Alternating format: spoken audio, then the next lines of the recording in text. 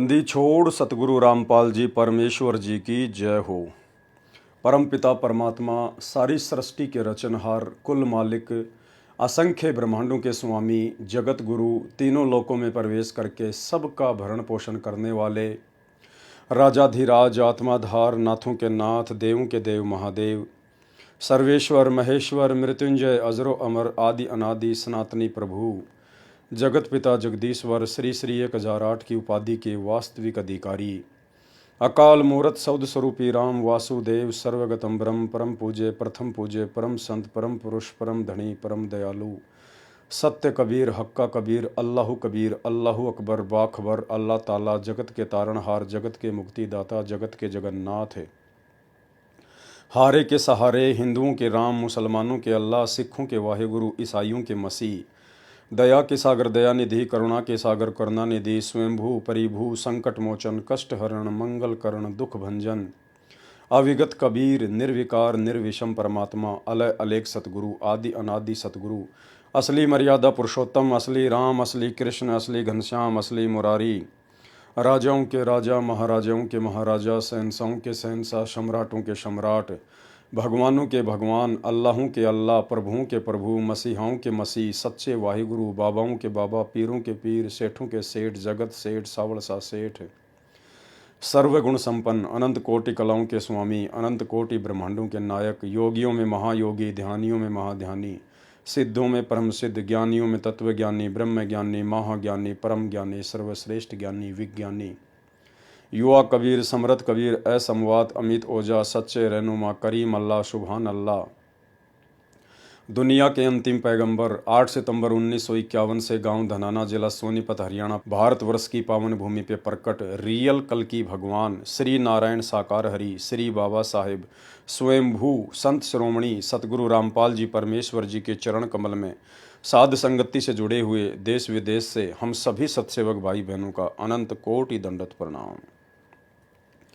सत्साई भाई और बहनों, दया परमपिता परमेश्वर सर्व सृष्टि के सर्जनहार सतगुरु रामपाल जी भगवान की जिनके शुभ आशीर्वाद से जिनके विशेष आशीर्वाद से आप और हम सभी साध संगति से जुड़े हुए सत्सेवक भाई बहन सृष्टि रचना को लेकर क्रोथा कांड के रहस्य को उजागर करते हुए आज चौथे पार्ट के ऊपर वीडियो बना रहे हैं। भाई और बहनों, सतगुरु रामपाल जी परमेश्वर जी की विशेष रजा के बिना इस कलयुग की बिचली पीढ़ी में जिस प्रकार से आप और हम सभी साध संगति से जुड़े हुए भाई बहनों का ज्ञान योग खुला हुआ है, क्योंकि सतगुरु रामपाल जी परमेश्वर जी की लाखों करोड़ों की संगत में से यदि सतगुरु को परमेश्वर के रूप में किसी ने पहचान कर परमेश्वर की तरह व्यवहार करना शुरू किया है तो केवल सत्सेवक भाई बहनों ने शुरू किया है। तो सतगुरुदेव की विशेष रजा के बिना ये कलयुग की बिचली पीढ़ी में साध संगतियों का नसीब होना बिल्कुल भी संभव नहीं होता है। इसके लिए जीव को युगों युगों के मजबूत भक्ति संस्कार और वर्तमान में सतगुरुदेव भगवान का भरपूर आशीर्वाद चाहिए होता है, जो सिर्फ सत्सेवक भाई बहनों के पास में है या उन आत्माओं को नसीब होगा जो आगामी समय में साध संगति से जुड़कर दृढ़ होकर भक्ति करेंगी। तो भाई और बहनों, सृष्टि रचना के माध्यम से क्रोथा कांड के रहस्य को परमात्मा उजागर करवा रहे हैं। बहुत सारी नई नई बातें नए नए रहस्य आप और हमें पता चलते जा रहे हैं। कौन कौन सी वो गलतियां हैं जिन गलतियों के करने से परमात्मा के मार्ग में बाधा उत्पन्न होती है और स्वयं भी आत्मा भक्ति मार्ग से कोसों दूर हो जाती है, और किस प्रकार से हम सावधान होकर परमेश्वर की भक्ति करें, ये तमाम जानकारियां हमें उपलब्ध हो रही हैं।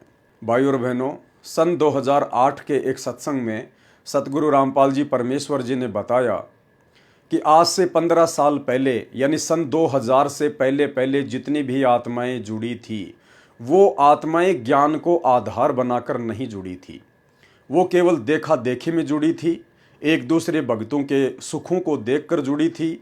एक व्यक्ति जो महादुखी था सतगुरु से उपदेश प्राप्त किया, सतगुरु ने अपने कोटे से उसको लाभ दिया, उसको जीवन दान दिया, उसके बाद उसने ढिंढोरा पीटना शुरू कर दिया अपने गुरुदेव की महिमा का। उसके सुखों को देखकर उसके रिश्तेदार जुड़े, उसके आड़ोसी पाड़ोसी जुड़े।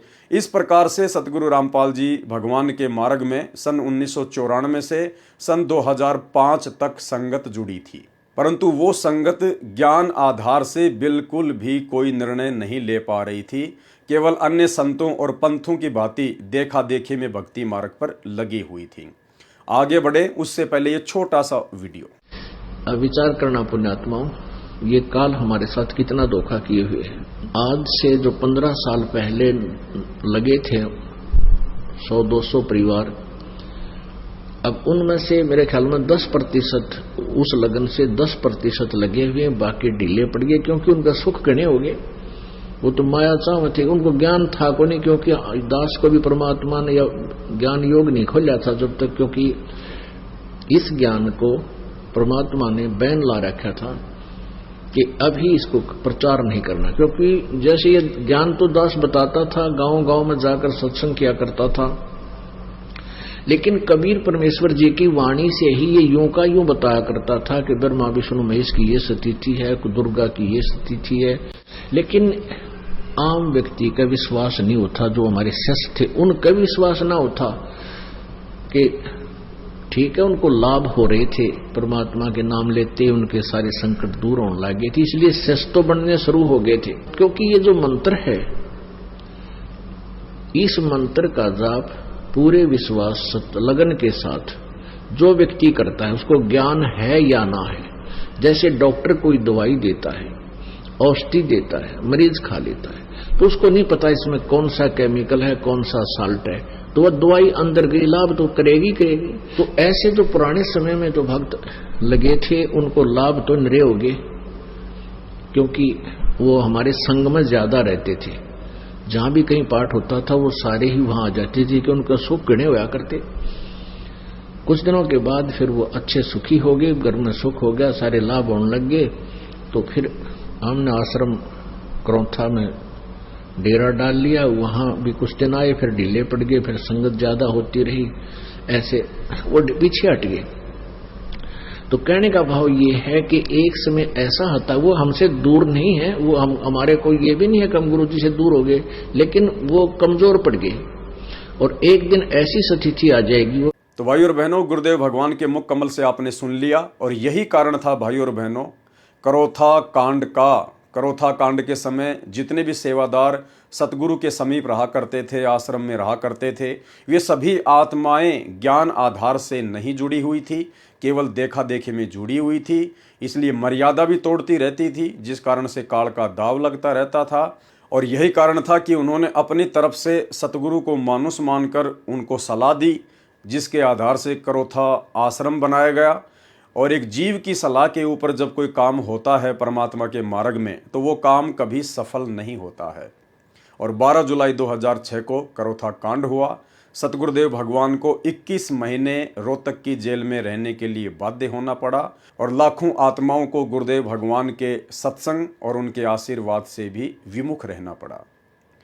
भाई और बहनों, ये आत्माएं ज्ञान आधार से क्यों नहीं जुड़ी थी? कारण ये था कि इन सभी आत्माओं को परमात्मा ने पुनर्जीवन दिया था। सन 1994 से लेकर 2000 तक 90% आत्माओं को, भगत भाई बहनों को सतगुरु रामपाल जी भगवान ने पुनर्जीवन दिया। उन आत्माओं का आगे जीवन शेष नहीं था। आपके मन में छोटी सी शंका हो सकती है कि हम कैसे यकीन करें कि सतगुरु रामपाल जी ने असंख्य आत्माओं को पुनर्जन्म दिया। भाई और बहनों, परमात्मा की एक वाणी है कि निर्गुण सरगुण एक है, दूजा ब्रह्म विकार, निर्गुण साहिब आप हैं, सरगुण संत विचार। जब यही कबीर परमेश्वर सतगुरु रामपाल जी भगवान सतलोक में बैठकर असंख्य ब्रह्मांडों का संचालन करते हैं, उस समय ये परमात्मा इस पृथ्वी पर जितने भी मानव शरीरधारी प्राणी होते हैं, स्त्री या पुरुष, केवल उन आत्माओं के प्रारब्ध कर्मों के आधार से ही सुख या दुखों का बंटवारा करते हैं। अपनी तरफ से ये परमात्मा किसी को किसी भी प्रकार की लाभ या हानि नहीं देता है। लेकिन जब यही कबीर परमात्मा जो सतलोक में निर्गुण रूप में बैठकर असंख्य ब्रह्मांडों का संचालन करते हैं। और जब ये सतगुरु की भूमिका करने के लिए अपने तेजोमय रूप को, नूरी रूप को हल्का करते हुए जब एक मानव सदृश्य रूप बनाकर परमात्मा धरती पर प्रकट होते हैं, संत रूप में, सतगुरु रूप में, उस समय जितनी भी आत्माएं इनकी शरण में आती हैं, केवल उन्हीं आत्माओं को परमात्मा प्रारब्ध से अधिक देता है, भाग्य से ज्यादा भी दे सकता है, क्योंकि भक्ति का एडमिन यही कबीर परमात्मा है। बात सुनो, बंदी छोड़ भगवान की शरण में विधिवत लाओ उसको और नाम दिवाओ। और पहले उसने नाम लिया था, पर बीच में उसने अपना वो साधना छोड़ दी मारे वाली और लग गया करने। फिर उसको कुछ तकलीफ होगी बाद में, तो मैं बोला उसको दोबारा तो उपदेश लेना पड़ेगा। वो दोनों इतनी फूट फूट कर रोने लगी, वो लड़का भी रोने लग गया छोटा सा। जो बोले जी छोरा, जो बोला विक्रम तक मेरा पिताजी मरेगा और मन ने करनी मुझसे बिठानी पड़ेगी माई को पेट को नहीं खाते। लोग क्या कहते मारा भी काल जा बैठ गया, इतना बुरी तरह रोया हम दोनों के दोनों घर पे। मैं बोला भी उसको लाओ यहाँ पे, और अपना दिल रखने खातिर मैंने उनको भाई सात कामना अपने कबीर भगवान के आधार पर दी कि वे चिंता ना करें, ये नहीं मरेगा। परनियों को दिल डटे कहते हैं, मैंने उसको खूब कहा नहीं मरेगा, तू चिंता ना करे, मेरे पे लिखवा ले यूं मर जाते। मैंने यहाँ तक कह दिया, पर कोई ना बेटा हो जाए। जो बोली जी आपके साथ छोड़ना कि 15 जनवरी 1999 3 हाथ रेखाएं देखने वालों ने धरती के 15 जनवरी के बाद ऐसा जीवन नहीं है। अब हम उन हाथ देखने अनगड़ा पक्का माने, उसने जो कह दिया फाइनल है। और तीनों ने कह दिया, एक ने भी कोई ना, फिर गुंजाइश भी नहीं रहती। बात भी सच्ची से, पर कबीर साहब के अंदर हो सकती है कर्म की रेख न बदल दे, जब आत्मा इसके तरनाम रो आदमी पड़े करे दंडो पत्तो करनी है कि कोई ना सुने। अब वो था उनका, उसने नाम दोबारा लिया, अन्य बोली जी आप इसमें साक्षर आए। ये 3 जनवरी की बात से, जो बोले 15 जनवरी लास्ट लिख रखी है, ये सेवा कर देगा आपके पास, कहा जा भाई देखी जाएगी। उसने नाम ले लिया, हमारे साथ रहने लगे। जब आ गई 14 जनवरी रोटी खानी छोड़ दी। खावत पहले हम इसी था बेचारा, इतनी बुरी पीड़ा है यहाँ पर गले में और सारे शरीर में कापड़ लगे। 14 जनवरी जब आई रोटी खानी छोड़ दी, मैं बोला भाई कृष्ण खाना खा लिया? अब जी खा लिया। मतलब ऐसे बोला, वो तो जिसका सत्संग चल रहा था उन्होंने बोला जी भोजन नहीं खाया, भगत जी का नहीं उठ का आया थाली पर, और बाद जिसका दिन कर रखा मरने का किसी रोटी खाई नहीं। बात भी सच्ची है। देखो जिसका ना बीता वो तो कुछ भी कह दो, पर जिसकी रस्म आंसू होगी नहीं कहानी, पसीने आ जाएंगे। मैं बोला भाई तो मेरे कह दी रोटी खा ले। मुश्किल से उसने 15 मिनट बाद टूक अंदर गया। बोला सेब खा ले, बोला जो मना अच्छी नहीं लाएगी। अच्छा भाई 15 जनवरी आ गई, चाह भी नहीं पीवा। 15 जनवरी आ गई, उस दिन हम वही थे, मध्य का दिन था। वह 15 भी पूरी होगी, मतलब फिर 16 भी पूरी होगी, 17 भी चली गई, 18 तारीख ने बोला जी भी नहीं मरता मैं, नो करके मैं क्यों ही लिखे होता है, बोला जी बस ये भी नहीं मरता। 15 तारीख थी मेरी, एक उसने देख लिया, दूसरी 15 जनवरी की आश्रम में काम करे, नो कर जीवन सर कोई तकलीफ नहीं। उसके बाद कौन सतगुरुदेव ये सेवा करते हैं, फोटो उतर है इसका, आत्मा जो सूट ले रहा है हरिया करनी ले रहा है, ये वहां क्रोध आश्रम में सेवा कर रहा है। बोल सतगुरुदेव। तो इस प्रकार ये पूर्ण परमात्मा है, अनंत कोटि ब्रह्मांड के भगवान से। अब इन बातों का हमने ये सारा क्यों लेना पड़ रहा है, एडवर्टाइजमेंट क्यों करनी पड़े सर? इसलिए कि ये सुख है मुफ्त का, ये हमारा उद्देश्य नहीं है। कि हम ये छू मंत्र करते आ रहे हैं। तो भाई और बहनों, जितनी भी आत्मा सन 1994 से लेकर 2000 तक सतगुरु रामपाल जी परमेश्वर जी की शरण में आई, उनमें से 90% जो आत्माएं थी वो महादुखी थी, उनके ऊपर महाकष्ट थे। किसी को तो डॉक्टर ने बिल्कुल जवाब दे दिया था कि बस अब आपका जीवन शेष नहीं है। किसी को भूत और प्रेतों का साया इतना भयंकर था कि वो हर जगह से दुखी होकर अंत में घर पर थक हार कर बैठ गए थे कि अब तो मरना ही शेष है। उन सभी आत्माओं को जब सतगुरु रामपाल जी परमेश्वर जी के बारे में पता चला तो वो आत्मा अपने संकट निवारण के लिए सतगुरु की शरण में गई, और सतगुरु की शरण में जाते ही उन आत्माओं को तुरंत लाभ होने शुरू हो गए, चाहे वो शरीर से संबंधित हो या चाहे व्यवसाय से संबंधित हो, और उन आत्माओं को फिर पुनर्जीवन मिला। अब भाई और बहनों, सतगुरु की शरण में आने के बाद पुनर्जीवन कैसे मिला? क्योंकि जिस समय वो आत्मा सतगुरु की शरण में आई उससे पहले वो हर जगह भटक चुकी थी, हर प्रकार से वो टूट चुकी थी कि अब जीवन शेष नहीं है। यदि उनका जीवन शेष होता तो भाई और बहनों, उन आत्माओं को जहां भी वो हॉस्पिटल में थी तो वहां से उनको राहत मिल जाती। वो जिस भी जादू जंत्र वाले के पास जा रहे थे, शाणे या टोटके करने वालों के पास जा रहे थे, वहां से उनको राहत मिल जानी थी। लेकिन ना उनको हॉस्पिटल से राहत मिली, ना उनको किसी जंत्र मंत्र वाले से राहत मिली। क्यों नहीं मिली? क्योंकि उनके पिछले भक्ति पुण्य समाप्त हो चुके थे, उनके पास में पिछला भक्ति धन शेष नहीं था। उनकी बैटरी जो अध्यात्म वाली बैटरी है, जो दान पुण्य और भक्ति वाली बैटरी है, वो बिल्कुल डिस्चार्ज होने की कगार पर थी। अगर उनका जीवन शेष होता तो भाइयों और बहनों, परमात्मा ने जो विधान बना रखा है, जब भी किसी आत्मा के ऊपर कोई आपत्ति आती है और जब वो आत्मा परमेश्वर को पुकारती है, भले वो किसी की भी भक्ति कर रही है, लेकिन आत्मा से जब वो अपने परमात्मा को पुकारती है तो गुरुदेव भगवान ने, इस कबीर परमात्मा ने एक सिस्टम बना रखा है। उस आत्मा की पुकार सर्वप्रथम धर्मराज के दरबार में जाती है।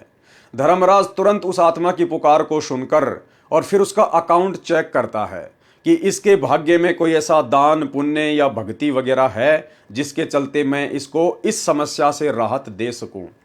और जब धर्मराज देखता है कि इसके भाग्य में कोई दान पुण्य या भक्ति शेष नहीं है तो धर्मराज उस अकाउंट को वापस बंद कर देता है कि अब इसके अंतिम दिन है, अब इसका किसी प्रकार से कोई भी समाधान नहीं किया जा सकता है। तो भाइयों और बहनों, फिर उस आत्मा के सामने अपना शरीर त्यागने के अलावा दूसरा कोई भी ऑप्शन शेष नहीं होता है।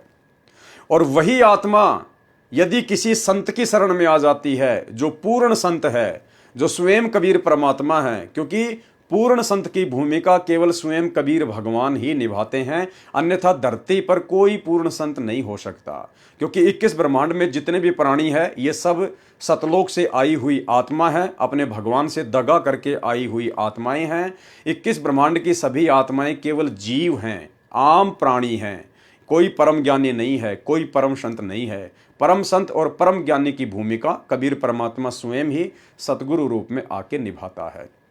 तो जब वो महादुखी व्यक्ति जिनका आगे जीवन शेष नहीं है, धर्मराज भी उनका अकाउंट देखकर बंद कर चुका है, जब वो आत्मा किसी के कहने से जब उस पूर्ण संत की शरण में जाती हैं तो पूर्ण संत फिर अपने आशीर्वाद से, अपने कोटे से उन आत्माओं का जीवन एक्सटेंड कर देता है, उनकी आयु को बढ़ा देता है। क्योंकि वेदों में पूर्ण संत के रूप में आने वाले कबीर भगवान की महिमा लिखी हुई है कि वो परमात्मा अपने साधक के, जो उनकी शरण में आ जाता है, जो उनकी भक्ति करता है, उसके असाध्य से असाध्य रोग को भी नष्ट कर सकता है। यदि साधक की मृत्यु होनी हो और यदि वो मृत्यु को प्राप्त करके धर्मराज के दरबार में चला गया हो तो भी वो पूर्ण संत धर्मराज के दरबार से उस आत्मा को छुड़वा कर वापस 100 वर्ष का जीवन प्रदान कर सकता है। ये परमेश्वर की महिमा के अंतर्गत वेदों में उनके गुण लिखे हुए हैं। तो भाई और बहनों, उन सभी आत्माओं को जो आत्मा सन 1994 से लेकर वर्तमान समय 2024 तक जो हर प्रकार से दुखी होकर, परेशान होकर, डॉक्टरों से जवाब लेकर सतगुरु की शरण में आती है और यदि मर्यादा में रहकर भक्ति करती है तो सतगुरु उन सब की आयु को एक्सटेंड कर देता है। तो शुरुआत में ज्ञान को आधार ना बना पाने का मुख्य कारण यही था कि वो आत्मा केवल अपने दुखों के निवारण के लिए सतगुरु रामपाल जी भगवान की शरण में आई थी, जिसके विषय में गुरुदेव ने उस वीडियो में स्पष्ट कर दिया है कि वो केवल सुखों के लिए आए थे, उनको केवल माया चाहिए थी, वो केवल अपने दुखों के निवारण के लिए आए थे, वो ज्ञान आधार बनाकर भक्ति नहीं कर रही थी।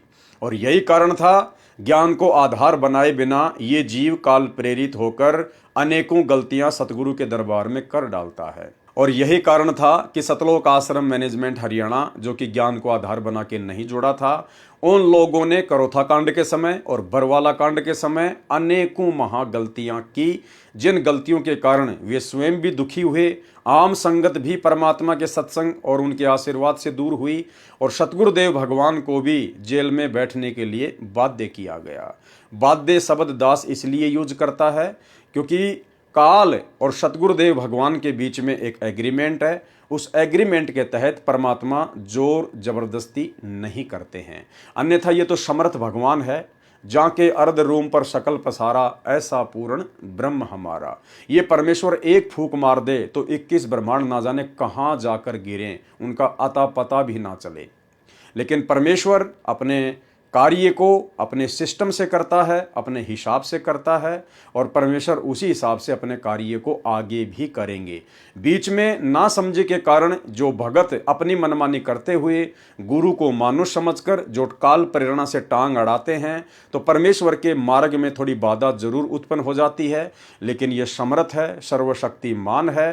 परमेश्वर इस धरती पर जिस अपने विशेष कार्य के लिए कदम रखते हैं, प्रकट होते हैं, चाहे कितनी भी बाधा क्यों ना आ जाए, जीव केवल ना समझी करके अपने कर्म फोड़ सकता है, लेकिन परमेश्वर ने अपने मिशन का जो ठीक का समय रखा हुआ है, उनका मिशन तो उसी समय सफल होना ही होना होता है। तो भाई और बहनों, सृष्टि रचना के माध्यम से करोथा कांड के ऊपर हम वीडियो बनाने जा रहे हैं, और पिछले अनेक वीडियो में हमने बहुत सारी बातें सीखी हैं, समझी हैं, जो आगे चलकर इस भक्ति मार्ग में आप और हमारे बहुत ज़्यादा काम आएंगी। हम कभी भी वो गलतियां नहीं करेंगे जो गलतियां आज से पहले गुरुदेव के बेटा बेटी, भाई बंधु, रिश्तेदार, ये कोऑर्डिनेटर और बड़े बड़े परम भगत समझे जाने वाले भाई बहन कर चुके हैं। तो अब हम आगे चलते हैं पेज नंबर 28 से। इसके पश्चात इन लोगों ने वर्तमान सरकार में बैठे उच्च हस्तियों को भी काबू करने का प्रयास शुरू किया। यानी करोथा कांड के विषय में बात कही जा रही है कि धीरे धीरे जो आर्य समाजी लोग थे, जो सतगुरु रामपाल जी से सत्यार्थ प्रकाश के खुलासे को लेकर परेशान थे, दुखी थे, उन लोगों ने आश्रम पर आक्रमण करवाने के लिए, सतगुरु रामपाल जी के मिशन को ध्वस्त करवाने के लिए सरकार में बैठे बैठे उच्च अधिकारियों से भी बात करने का प्रयास शुरू कर दिया, और हस्तियों को अपने गुरुकुल में किसी न किसी बहाने से आमंत्रित करके संत रामपाल जी और आश्रम के खिलाफ भड़काया, ताकि उनके इस बुरे इरादे को आसानी से अमली जामा पहनाया जा सके। इन हस्तियों से इन लोगों को ऐसा इशारा मिला कि ऐसी स्थिति तैयार करो जिससे सतलोक आश्रम को खत्म करने का कार्य किया जा सके।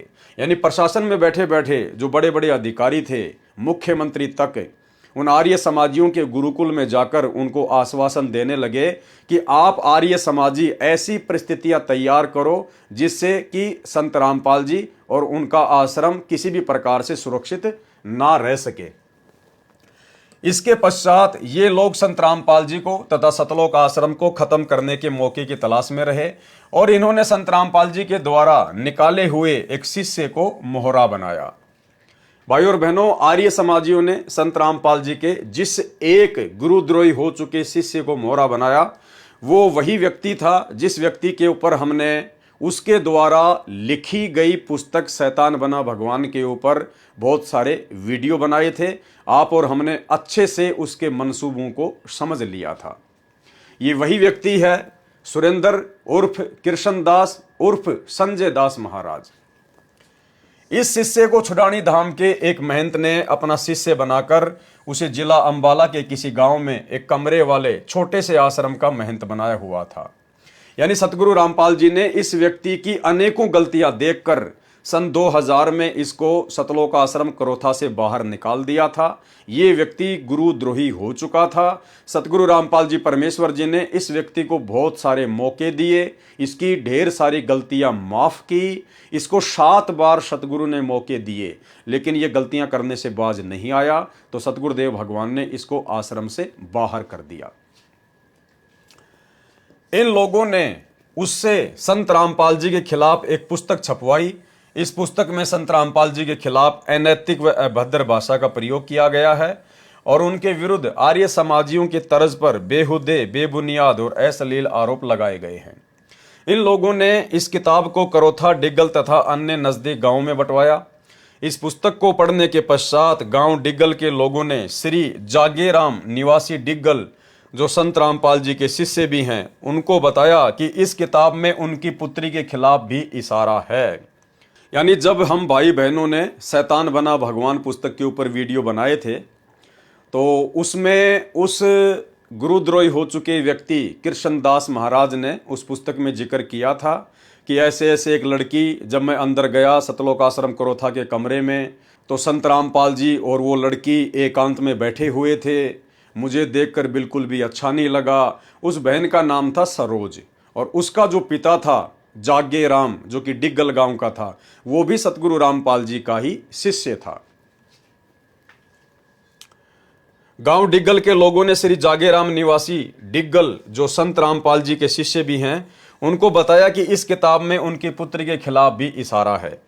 श्री जागेराम ने इस किताब की एक प्रति प्राप्त की और अपने परिवार के सदस्यों के साथ विचार विमर्श किया। उनकी पुत्री ने भी किताब के लेखक से टेलीफोन पर संपर्क किया और उससे पूछा कि उसने इतनी गंदी और अनैतिक बातें पुस्तक में क्यों लिखी है। भाई और बहनों, शिक्षा लेनी है हमें इस पुस्तक से कोई मतलब नहीं है। करोथा कांड हो चुका है, सारी बातें हो चुकी हैं, परमात्मा जेल जा चुके हैं, जेल से वापस भी आ चुके थे और करोथा कांड का मुकदमा भी समाप्त हो चुका है। हमने केवल शिक्षा लेनी है। जब वो शैतान बना भगवान पुस्तक उस बहन सरोज के पिता श्री जागे राम जी ने पढ़ी, जो कि संत रामपाल जी का शिष्य था, वर्तमान में है या नहीं है दास को नहीं पता, तो उसने अपने परिवार में बैठकर विचार विमर्श किया और जिस गुरुद्रोही व्यक्ति ने वो पुस्तक लिखी थी, उसके मोबाइल नंबर भी उसी पुस्तक पर दिए हुए हैं, उन्होंने उससे संपर्क किया कि भाई आपने ऐसी बेहुदा बातें हमारे विषय में क्यों लिखी हैं। भाई और बहनों, यदि वर्तमान में ऐसी कोई परिस्थिति पैदा हो जाए आप और हमारे साथ में, तो हमने क्या करना है? हमने किसी भी प्रकार से उस पुस्तक के लेखक से संपर्क नहीं करना है। यानी कोई भी घटना घटे हमारे ऊपर, चाहे कोई कितना ही बेहुदा आरोप क्यों ना लगाए, हमें चाहे कोई कितना ही बदनाम करने का प्रयास क्यों ना करे, लेकिन हम भगत भाई बहनों ने, जो कि हम गुरुदेव के ज्ञान को आधार बना चुके हैं, हमने किसी भी प्रकार से कोई भी प्रतिक्रिया नहीं करनी है। जब हमें पता है कि हम दूध के धुले हुए हैं, परमात्मा कहते हैं कि भक्ति बीज बिन से नहीं, आय पड़े सो झोल, और जय सोना बिष्टा पड़े तो घटे न ताको मोल। सोने को यदि लैट्रिन में डाल दिया जाए तो उसकी कीमत में कोई फर्क नहीं पड़ता है। सोना किसी भी प्रकार से कोई शिकायत नहीं करता है कि मुझे लैट्रिन में क्यों डाला गया। तो भाई और बहनों, इसी प्रकार यदि भगत अपने आप में साफ सुथरा है, उसने किसी प्रकार की कोई गलती नहीं की है, तो भगत ने उन बेहुद्दा बातों को अपने दिलो दिमाग पर नहीं लेना चाहिए। काल तो यही चाहता है कि मैं इनके हृदय में अशांति पैदा कर दूं, इनको भक्ति और भगवान से दूर कर दूं, इनको मानसिक परेशानियां दे दूं। तो आप और हमारे सामने यदि निकट भविष्य में इस प्रकार की कोई घटना घटित होती है किसी के भी माध्यम से, तो भाई और बहनों, हमने किसी भी प्रकार की कोई भी प्रतिक्रिया नहीं देनी है। कोई व्यक्ति हमारे खिलाफ कितना गंदा बोलता है, कितना ही बेहुदा बोलता है, हमने किसी प्रकार की कोई प्रतिक्रिया नहीं देनी है। परमात्मा कहते हैं राम किसी को मारे नहीं, मारे तो हत्यारा राम, अपने आप ही मर जाएंगे कर कर खोटे काम। और गुरुदेव ने एक भगत के लिए आदेश दिया है अपनी वाणी में कि जो तोकू काटा बोवे वाको बोतू फूल, और तोहे फूल के फूल है वाको है त्रिशूल। समय आने पर जो गलत होगा उसे उसकी सजा अवश्य मिलेगी। तो हम भाई बहनों ने कोई प्रतिक्रिया किसी प्रकार की नहीं करनी है। इसी प्रकार इन भाई बहनों ने, श्रीमान जागेराम जी ने और उनकी पुत्री सरोज देवी ने जो कि दोनों ही सतगुरु रामपाल जी के शिष्य थे, तो इन्होंने किसी भी प्रकार की कोई प्रतिक्रिया उस समय नहीं देनी चाहिए थी।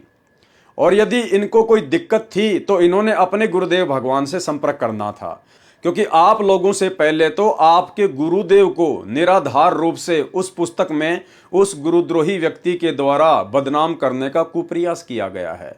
जब आपके गुरुदेव ने कोई प्रतिक्रिया नहीं दी तो भाई और बहनों, आप तो गुरुदेव के भगत हैं, आपने भला क्यों प्रतिक्रिया दी? क्यों आपने उस व्यक्ति से संपर्क साधा? क्यों आपने उस व्यक्ति से जानना चाहा कि आपने हमारे विषय में ऐसा क्यों लिखा है? यदि आप इस प्रकार की प्रतिक्रिया देते हैं तो कहीं ना कहीं ये आपके ज्ञान की कमी है, क्योंकि आप अपनी उस बेइज्जती को सहन नहीं कर पा रहे हैं। और भक्ति मार्ग में भगत की ना कोई इज्जत होती है, ना कोई बेइज्जती होती है। भले भगत की कोई बेइज्जती करे, भगत को कोई फर्क नहीं पड़ता है, क्योंकि भगत मिट्टी होता है। और यदि भगत को कोई इज्जत दे तो भगत को मान बढ़ाई में नहीं आना चाहिए, क्योंकि इज्जत इस जीव की सबसे बड़ी दुश्मन है। एक सत्संग में गुरुदेव भगवान ने बताया कि यदि किसी गोरी लड़की को, जिसका गोरा रंग है, उसको यदि कोई काली काली काली काली बोले कि ए काली इधर आ, तो वो लड़की बुरा नहीं मानती है, क्योंकि उसको पता है कि मैं तो गोरी हूं और ये मुझे काली कह रहा है, तो या तो ये अंधा है या फिर ये नशे में है, तो वो बेटी बुरा नहीं मानती है। और यदि किसी काली लड़की को कह दिया जाए ए काली, तो वो तुरंत बुरा मान जाएगी। तो उस समय ज्ञान आधार नहीं था, इसलिए इन आत्माओं ने बात को अपने दिल के ऊपर ले लिया और इन्होंने पुस्तक के लेखक से संपर्क साधा। उनकी पुत्री ने भी किताब के लेखक से टेलीफोन पर संपर्क किया और उससे पूछा कि उसने इतनी गंदी और अनैतिक बातें पुस्तक में क्यों लिखी है।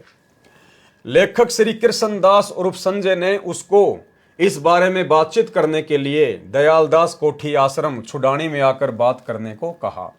वह अपने माता पिता और पुत्र के साथ बात करने के लिए छुडानी आश्रम पहुंचे। भाई और बहनों, उसके बाद वो बहन बिना अपने गुरुदेव भगवान से विचार विमर्श किए, बिना उनकी आज्ञा लिए, वो लड़की अपने पिता के साथ और अपने बेटे के साथ में छुडानी आश्रम में चली जाती है, जहां पर उसको उस गुरुद्रोही व्यक्ति ने बुलवाया था। छुडानी पहुंचकर जैसे ही बातचीत शुरू हुई, छुडानी आश्रम के लोगों ने तथा उस पुस्तक के लेखक ने अभद्र भाषा में बोलना शुरू कर दिया। देखो भाई और बहनों, जैसी क्रिया वैसी प्रतिक्रिया। उस भगत जागेराम और उसकी बेटी सरोज के द्वारा उस व्यक्ति से बातचीत करने के लिए छुडानी आश्रम में जाना बिल्कुल भी न्याय संगत नहीं था और उसकी वैसी ही प्रतिक्रिया हो गई, क्योंकि जो व्यक्ति आपके विषय में पहले से ही अभद्र बातें लिख रहा है वो आपके साथ में कौन सा अच्छा बर्ताव करेगा। और वहां पर लड़ाई झगड़ा हो गया, मारपीट की नौबत आ गई और काफी कुछ वहां पर हुआ। छुडानी पहुंचकर जैसे ही बातचीत शुरू हुई, छुडानी आश्रम के लोगों ने तथा उस पुस्तक के लेखक ने अभद्र भाषा में बोलना शुरू कर दिया और हाथापाई पर उतर आए। उन्होंने उस बहन के साथ भी दुर्व्यवहार किया और उसके कपड़े फाड़ दिए, वह छाती में हाथ मारकर धकेल दिया। किसी न किसी तरह वे बचकर भागे और दुल्हेड़ा गांव की पुलिस चौकी पर पहुंचकर इस मामले की रिपोर्ट दर्ज करवाने को कहा। पुलिस चौकी में उनको 2 घंटे बैठाए रखा और रिपोर्ट दर्ज नहीं की और बाद में उनको बताया कि वो छुडानी गांव में जा रहे हैं, क्योंकि कुछ लोगों ने छुडानी आश्रम में रहने वालों को पीटा है। छुडानी आश्रम के षड्यंत्र को भांपते हुए उन्होंने पुलिस चौकी को छोड़ दिया और पुलिस अधीक्षक झज्जर के कार्यालय में पहुंचे। वहां पर पुलिस अधीक्षक उपस्थित नहीं थे, इसलिए वो पुलिस अधीक्षक के निवास स्थान पर भी अपनी बात कहने के लिए गए। पुलिस अधीक्षक घर पर भी नहीं मिले। इसी बीच किसी ने उनको सलाह दी कि वो अस्पताल में अपनी डॉक्टरी जांच करवाए। उसके पश्चात वो सिविल अस्पताल डीगल पहुंचे और डॉक्टरी जांच करवाई और MLR की प्राप्त की। और उसके बाद क्या होता है भाई और बहनों, सतलोक आश्रम करोथा का मैनेजमेंट एक गाड़ी में भरकर छुडानी आश्रम में जाता है, वहां पर मारपीट करके आता है, जिसका मुकदमा फिर आगे चलकर सतगुरु रामपाल जी भगवान पर लगा दिया जाता है। अगले दिन वो फिर पुलिस अधीक्षक कार्यालय में छुडानी आश्रम के लोगों के खिलाफ केस दर्ज करवाने के लिए गए और वहां उनको पता लगा कि उनको तथा सतलोक आश्रम के भक्तों के खिलाफ एक FIR दर्ज हो चुकी थी। पुलिस अधीक्षक झज्जर ने उनकी दरखास्त लेकर DSP बहादुरगढ़ के पास जाकर अपने बयान दर्ज करवाने को कहा। DSP बहादुरगढ़ ने उनके बयान दर्ज करने के पश्चात उनको ये आश्वासन दिया कि 1 या 2 दिन में FIR दर्ज हो जाएगी। लेकिन एफआईआर दर्ज नहीं की गई। एफआईआर दर्ज करवाने के लिए पुलिस अधीक्षक व उपायुक्त झज्जर से भी दोबारा प्रार्थना की गई, लेकिन उनको भी परिणाम नहीं निकला। उसके पश्चात आईजी रोहतक रेंज से भी मिलकर प्रार्थना की गई, लेकिन फिर भी छुडानी आश्रम के निवासियों के खिलाफ एफआईआर दर्ज नहीं की गई। लेकिन इसी बीच आर्य समाजी तथा कथित महंतों संतों ने जिला प्रशासन के आशीर्वाद से सतलोक आश्रम को नष्ट करने का षड्यंत्र रचना शुरू कर दिया। उन्होंने विभिन्न गांवों के असामाजिक तत्वों को इकट्ठा करना शुरू कर दिया और विशेषकर संत रामपाल जी के खिलाफ लोगों को भड़काना शुरू कर दिया। झज्जर पुलिस ने भी सतलोक आश्रम के अनुयायियों की अंधाधुंध धर पकड़ शुरू कर दी। यहां तक कि पुलिस ने आश्रम के ऐसे 3 अनुयायियों को भी आश्रम के ट्यूबवेल से उठा लिया जो आश्रम में पीने के पानी का प्रबंध करने में व्यस्त थे। इन 3 अनुयायियों में से एक तो नाबालिग था। संत रामपाल जी के भगत इस विषय में पुलिस अधीक्षक व उपायुक्त झज्जर को भी मिले, लेकिन उन्होंने भी कोई कार्रवाई नहीं की। उस बहन का पति बहुत शराब पीता था, वही सरोज बहन जिसके खिलाफ उस पुस्तक में अभद्र बातें लिखी गई थी। उस बहन का पति बहुत शराब पीता था, फौज से सेवानिवृत्त था, पेंशन की शराब पी जाता था। गांव में 8 एकड़ जमीन है, उसको भी ठेके पर देकर प्राप्त राशि की शराब पी जाता था। ऐसे समय में उस बहन के पिता श्री जागेराम अहलावत, जो गांव डिग्गल के गिने चुने प्रतिष्ठित परिवारों में से एक है, अपनी बेटी के घर का खर्चा चलाते थे तथा अपनी बेटी के गम को भुलाने तथा परमात्मा में आस्था बढ़ाने के लिए सतलोक आश्रम में साथ साथ लाया करते थे। उसी दौरान उस बहन को परमात्मा का अद्भुत करिश्मा हुआ। ध्यान से सुनना भाई और बहनों, उसके बाद में उस बहन के साथ में परमात्मा ने अनहोनी की। क्या कि उसके छोटे बेटे विक्की के दोनों गुर्दे बंद हो गए थे, अर्थात उसके बच्चे की दोनों किडनियों ने काम करना बंद कर दिया था। रोहतक के डॉक्टरों ने जवाब दे दिया था। परमात्मा कबीर जी की कृपा से लड़का विक्की बिना दवाई लिए स्वस्थ हो गया। ऋग्वेद मंडल 10 सूक्त 161 मंत्र 2 में यही प्रमाण है कि परमात्मा अपने सच्चे उपासक का असाध्य रोग ठीक करके 100 वर्ष की आयु प्रदान कर देता है। अब विचार करने की बात है और भाई और बहनों, ऐसे ऐसे प्रमाण आपको इस पुस्तक में देखने को मिल रहे हैं जिनका जीवन शेष नहीं था। उस बहन के लड़के विक्की का जीवन शेष नहीं था। धर्मराज के कागजों में उसकी आयु समाप्त हो चुकी थी, उसको केवल मरना ही था। उसके दोनों गुर्दे खराब हो चुके थे, लेकिन पूर्ण संत सतगुरु रामपाल जी भगवान की शरण में आए तो परमात्मा ने उसके दोनों गुर्दे ठीक कर दिए, उसको पुनर्जीवन प्रदान किया। तो ये बहुत ही विचारणीय विषय भाई और बहनों कि गुरुदेव भगवान के रहते सहते धरती पर, इस कबीर परमेश्वर के धरती पर प्रकट रहते सहते, और जिन्होंने सन 1994 से न जाने कितने असाध्य रोगों को ठीक किया, लोगों को जीवन दान दिया, आज उसी परम संत के आश्रम में, जिस परम संत ने जिन जिन लाखों आत्माओं को जीवन दान दिया असाध्य रोगों से, बिना किसी हॉस्पिटल के, बिना किसी इंजेक्शन के, बिना किसी मेडिसिन के, आज उसी परम संत के नाम से खोले जा रहे आश्रम में उनके परिवार के द्वारा धनाना आश्रम में 3 एकड़ जमीन में इतना बड़ा हॉस्पिटल आखिर क्यों बनाया जा रहा है? सीधा सीधा मतलब यही है कि आज भी ये लोग सतगुरु रामपाल जी परमात्मा को नहीं समझ पा रहे हैं। आज भी सतलोक आश्रम मैनेजमेंट हरियाणा की अध्यात्म को लेके उतनी ही बुद्धि काम करती है जितना कि सन 1999 में सतलोक आश्रम करोथा वाले सेवादारों की बुद्धि काम करती थी। आज भी ये लोग गुरु को मानुष ही मानते हैं। अन्यथा भाई और बहनों, आश्रम में हॉस्पिटल खोलना तो एक प्रकार से परम संत की बेइज्जती करना है। अगर हॉस्पिटलों से ही रोग ठीक होना होता तो लोग दुखी होकर सतगुरु रामपाल जी की शरण में नहीं आते। उसके पश्चात बहन सरोज का अटूट विश्वास परमात्मा में हो गया। अधिक से अधिक समय सत्संग सुनने में लगाने लगी। उस गुरुद्रोही जैसे दुर्बुद्धि व्यक्तियों ने तो बहन मीराबाई जैसी भक्तमतियों को भी नहीं छोड़ा था। यदि सीता जी पत्नी श्री रामचंद्र भगवान वर्तमान में किसी आश्रम में अपने दुख के समय को व्यतीत करती है तो उस बागी जैसे व आर्य समाजी कहलाने वाले तथा वर्तमान के मीडिया वालों को उस माता व ऋषि वाल्मीकि जी पर भी कीचड़ उछालने में कोई कसर नहीं छोड़ते। त्रेता युग में गर्भवती सीता जी श्री वाल्मीकि जी के आश्रम में रही, वहां लव नामक पुत्र को जन्म दिया। लव 2 वर्ष की आयु का हुआ तो किसी कारण से ऋषि वाल्मीकि जी ने एक लड़का कुश घास से अपनी सिद्धि से उत्पन्न कर दिया था। उस समय के व्यक्ति सभ्य थे, उन्होंने माता सीता पर कोई लांछन नहीं लगाया। वर्तमान के आर्य समाजी व गुरुद्रोही जैसे नकली संत व विवेकहीन मीडिया वाले तो आज उस सती सीता का भी दुष्प्रचार कर डालते, परंतु सांच को आंच नहीं होती। उस ढोंगी ने जिस प्रकार एक अच्छे खानदान की बहन के चरित्र पर कीचड़ उछाला है, उसी प्रकार उस संजय पुत्र श्री बलवान सिंह मिस्त्री गांव करोथा की बड़ी बहन आयु 26 वर्ष व माता भी उस कमरे में अन्य की तरह अपने गुरुदेव के दर्शन व चरण स्पर्श करती थी, क्योंकि उस समय केवल एक ही कमरा था जो 12 गुणा 18 वर्ग फुट का था तथा एक रसोई तथा स्नान घर बना था जिसमें संत रामपाल जी महाराज विश्राम करते थे। एक बड़ा हॉल था जिसमें आश्रम के स्थायी सेवक विश्राम करते थे। उस ढोंगी ने अपनी माता तथा बहन के विषय में क्यों नहीं लिखा?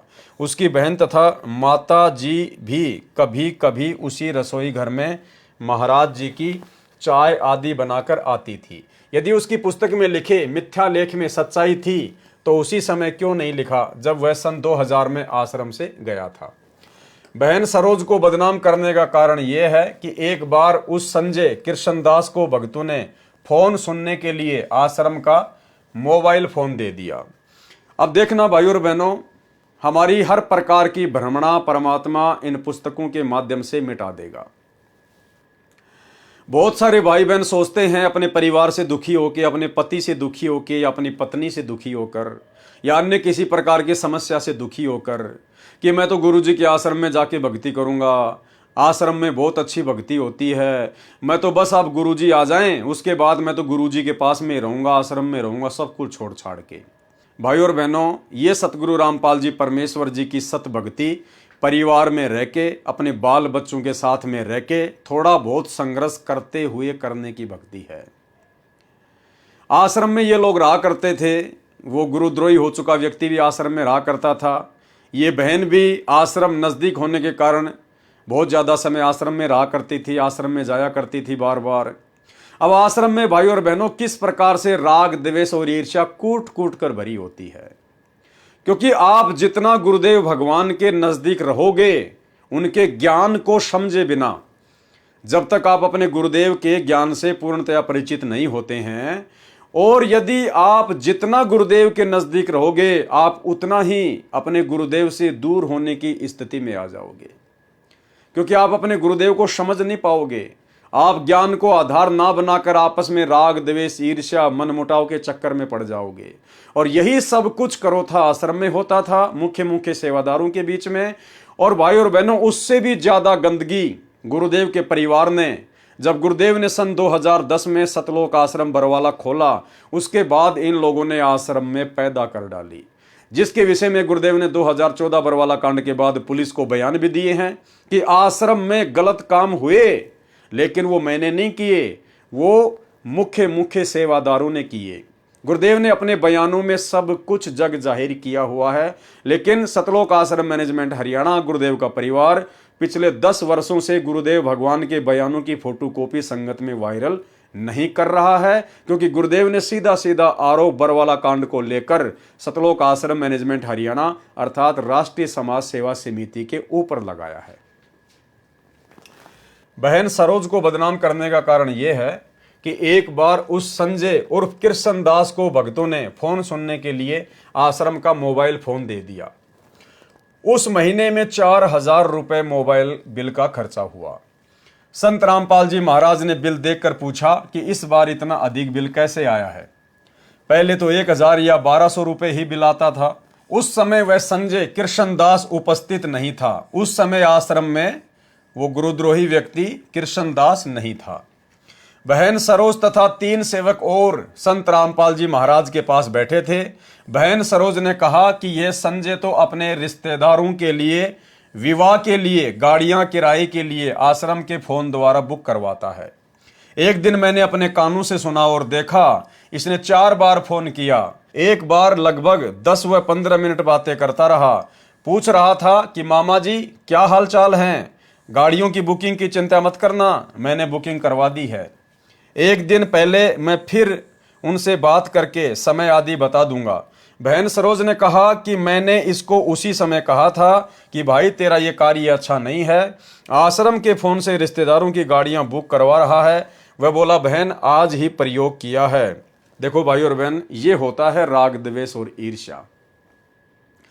उनका पहले से ही मनमुटाव चल रहा था। बहन सरोज का, उस कृष्णदास का और अन्य सेवादारों का आपस में ज्ञान को आधार ना बनाने के चलते, मान बढ़ाई और अहंकार के चलते आपस में काफी बातों को लेकर मनमुटाव चल ही रहा था। और उस बहन को फिर मौका मिल गया गुरुदेव भगवान के सामने जाकर उस गुरुद्रोही हो चुके व्यक्ति की शिकायत करने का। अन्यथा आप जी आश्रम में क्यों जाते हैं? अरे आश्रम में भगवान के दर्शन के लिए जाते हैं, भगवान की भक्ति के लिए जाते हैं। बैठकर आश्रम में अपना सुमरण करो, परमात्मा की चर्चा करो, मालिक की महिमा के शब्द गाओ। गुरुदेव भगवान के पास में जाके किसी की निंदा चुगली करने थोड़ी जाते हैं आश्रम में। अरे परमात्मा जाने, वो अंतर्यामी है, उसका काम जाने। आप क्यों किसी भगत के विषय में उल्टी सीधी बातें बता रहे हो? जिसके जैसे कर्म है, क्या परमात्मा से छुपे हुए हैं? क्या परमात्मा से छुप सकता है? नहीं छुप सकता। लेकिन अज्ञानता के कारण जीव आपस में मनमुटाव करने के चलते, राग द्वेष ईर्ष्या करने के चलते एक दूसरे की टांग खींचने से पीछे नहीं हटता है। और वही की वही सारी गंदगी सन 2010 से उसके बाद सतलोक आश्रम बरवाला में शुरू हो चुकी थी। ना जाने महीने में कितनी आत्माओं की एंट्री होती थी, कितनी आत्माओं की नो एंट्री होती थी। गुरुदेव भगवान के सामने जाकर झूठ सांच बोलकर आत्माओं को आश्रम से बाहर निकलवा दिया जाता था। अगर कोई किसी का विशेष जानकार होता था तो महेंद्र की चापलूसी करके वापस एंट्री करवा लिया करता था। यह ड्रामा इन आश्रमों में चला करता था, जिस ड्रामे से सतगुरु रामपाल जी भगवान बहुत परेशान थे, बहुत दुखी थे। इसीलिए सतगुरु रामपाल जी परमात्मा ने समर्थ होते हुए भी बरवाला कांड जैसी घटना को नहीं रोका। वह बोला बहन आज ही प्रयोग किया है। संत रामपाल जी महाराज ने उस संजय से फोन लेकर भगत सोमवीर दास को दे दिया। अगले महीने फिर वही 1200 रुपए का बिल आया। उस संजय ने अन्य भक्तों को कहा कि मेरी शिकायत सरोज ने की होगी। समय आने पर इस सरोज को बताऊंगा कि निंदा करने का क्या परिणाम होता है।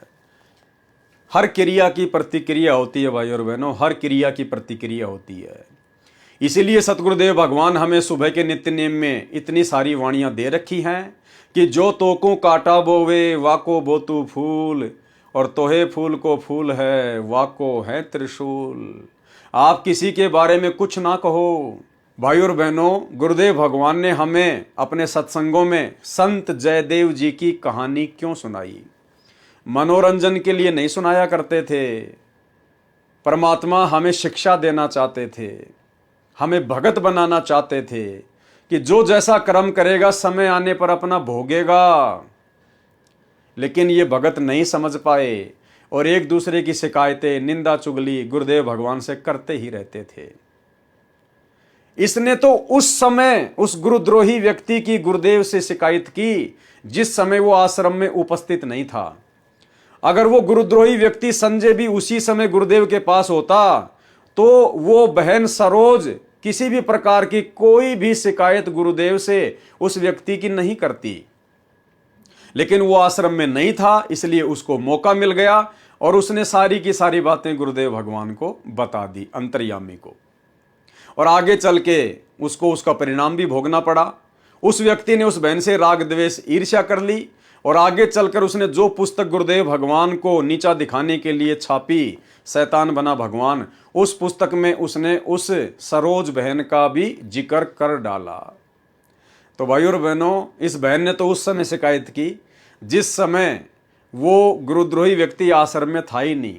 और संत जयदेव की कथा में गुरुदेव ने हमें क्या बताया कि जिन ठगों ने संत जयदेव जी के दोनों हाथ काटकर उनको कुएं में धक्का दे दिया था, किसी प्रकार से वो बच बचा के बाहर आया, किसी ने निकाला, वापस उसी राजा के बाग में आ गया। साल भर हो गई। उसके बाद वही दोनों ठग ये सोचकर कि जयदेव तो मर गया, राजा धार्मिक है और हम यदि साधु का भेष बनाकर राजा के पास जाएंगे तो राजा हमें बहुत मान सम्मान देगा और पैसा भी देगा। ये सोचकर वो दोनों साधु का भेष बनाकर उसी बाग में आ जाते हैं। उसने सामने देखा कि भाई जयदेव तो बैठा हुआ है, साथ में राजा भी बैठा हुआ है और जयदेव और राजा ने भी उनको देख लिया। अब उन्होंने सोचा यदि वापस जाएंगे तो मारे जाएंगे, पकड़े जाएंगे। तो वो आगे को ही बढ़े, सोचे आज तो मर ही गए। लेकिन जयदेव जी ने कोई प्रतिक्रिया नहीं दी, जबकि संत जयदेव जी उनको पहचान गए थे कि ये वही दोनों ठग हैं जिन्होंने मेरी ये दुर्दशा की। उसके बावजूद भी उन्होंने एक भगत के लक्षण दिखाए, भगतपना दिखाया। संत जयदेव जी ने राजा से कहा कि राजा जी, ये दो महान संत हैं, इनके चरण छुओ, इनसे आशीर्वाद प्राप्त करो, इनके लिए भोजन का प्रबंध करवाओ। और लगभग 6 महीने जयदेव जी ने उन दोनों ठगों को बिना कुछ बताए कि जैसे मैं तुम्हें जानता ही नहीं हूं, अपने पास में वहीं रखा, अपने भाइयों जैसा उनके साथ में बर्ताव करा। आगे चलकर जैसी करनी उन ठगों की थी उनको प्राप्त हो गई। गुरुदेव की कथा हमने कई बार सुनी है, एक बार फिर से हम ये कथा सुनेंगे, क्योंकि परम संत के मुख कमल से कथा सुनने से भाई और बहनों हमारे असंख्य पापों का नाश होता है। सुनिए। जयदेव की कथा आपको सुनाते हैं, क्योंकि आत्मा में 100 कथा सुन लेंगे, जब एक जोगा असर तो होएगा। कभी तो आत्मा देखो, हमें जाते हैं पहलवाना ने जब खाड़े में गुड़ते हुए देखे हैं ना, हमारे गांव में होया करता है खाड़ा, अभी होता 6 महीने वहां पर कुश्ती हो से, हम जाते ना देखने छोटे छोटे, उन पहलवाना ने ठाठा पटक दे दूसरे ने, और वो फिर उन्होंने ठाती दुनिया उनकी जय बोल दी। हमारे मन में भी नो इच्छा होंगी अपना घर क्या लोकमा लंगोट शमवान दे और तेल की मालिश करते और उड़ा बैठक पेलन लाग जाते, अब तक पाछे फिर भूल जाते। क्यों? जो असर तो हुआ ना वो गणा नहीं था, कुछ तो शरीर में जो है ना आदमी की शारीरिक शक्ति भी उत्पन्न हो सके।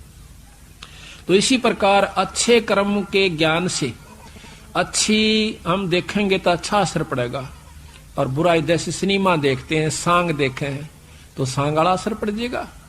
इसी प्रकार हमारा जो अच्छी कथाएं सुनेंगे हमारे अंदर जरूर एक बार आस्था होगी कि हम भी कुछ करके दिखाएं, तो थोड़ा नहीं तो गणा नहीं तो थोड़ा तो बनेगा। तो इसी प्रकार कहा है, एक बार एक जयदेव नाम का संत था, उसका एक लड़का हुआ, फिर उसके मन में कुछ घर में कमजोरी भी थी, कुछ वैसे भी भ्रमण की इच्छा हुई, वहां से चल पड़ा। घूमता हुआ एक राजा के बाग में डट गया। राजा रानी पहले बहुत धार्मिक होया करते थे, कोई एक आधा दुष्ट आत्मा होता था राजा, नहीं साधु सेवी सभी होया करते थे। संत को देखा, उसके दर्शन करने की खातिर दोनों आ जाते हैं, राजा और रानी बैठ गए, चरणा में सिर रखा और साधु से कहा महाराज कोई ज्ञान विचार सुनाओ।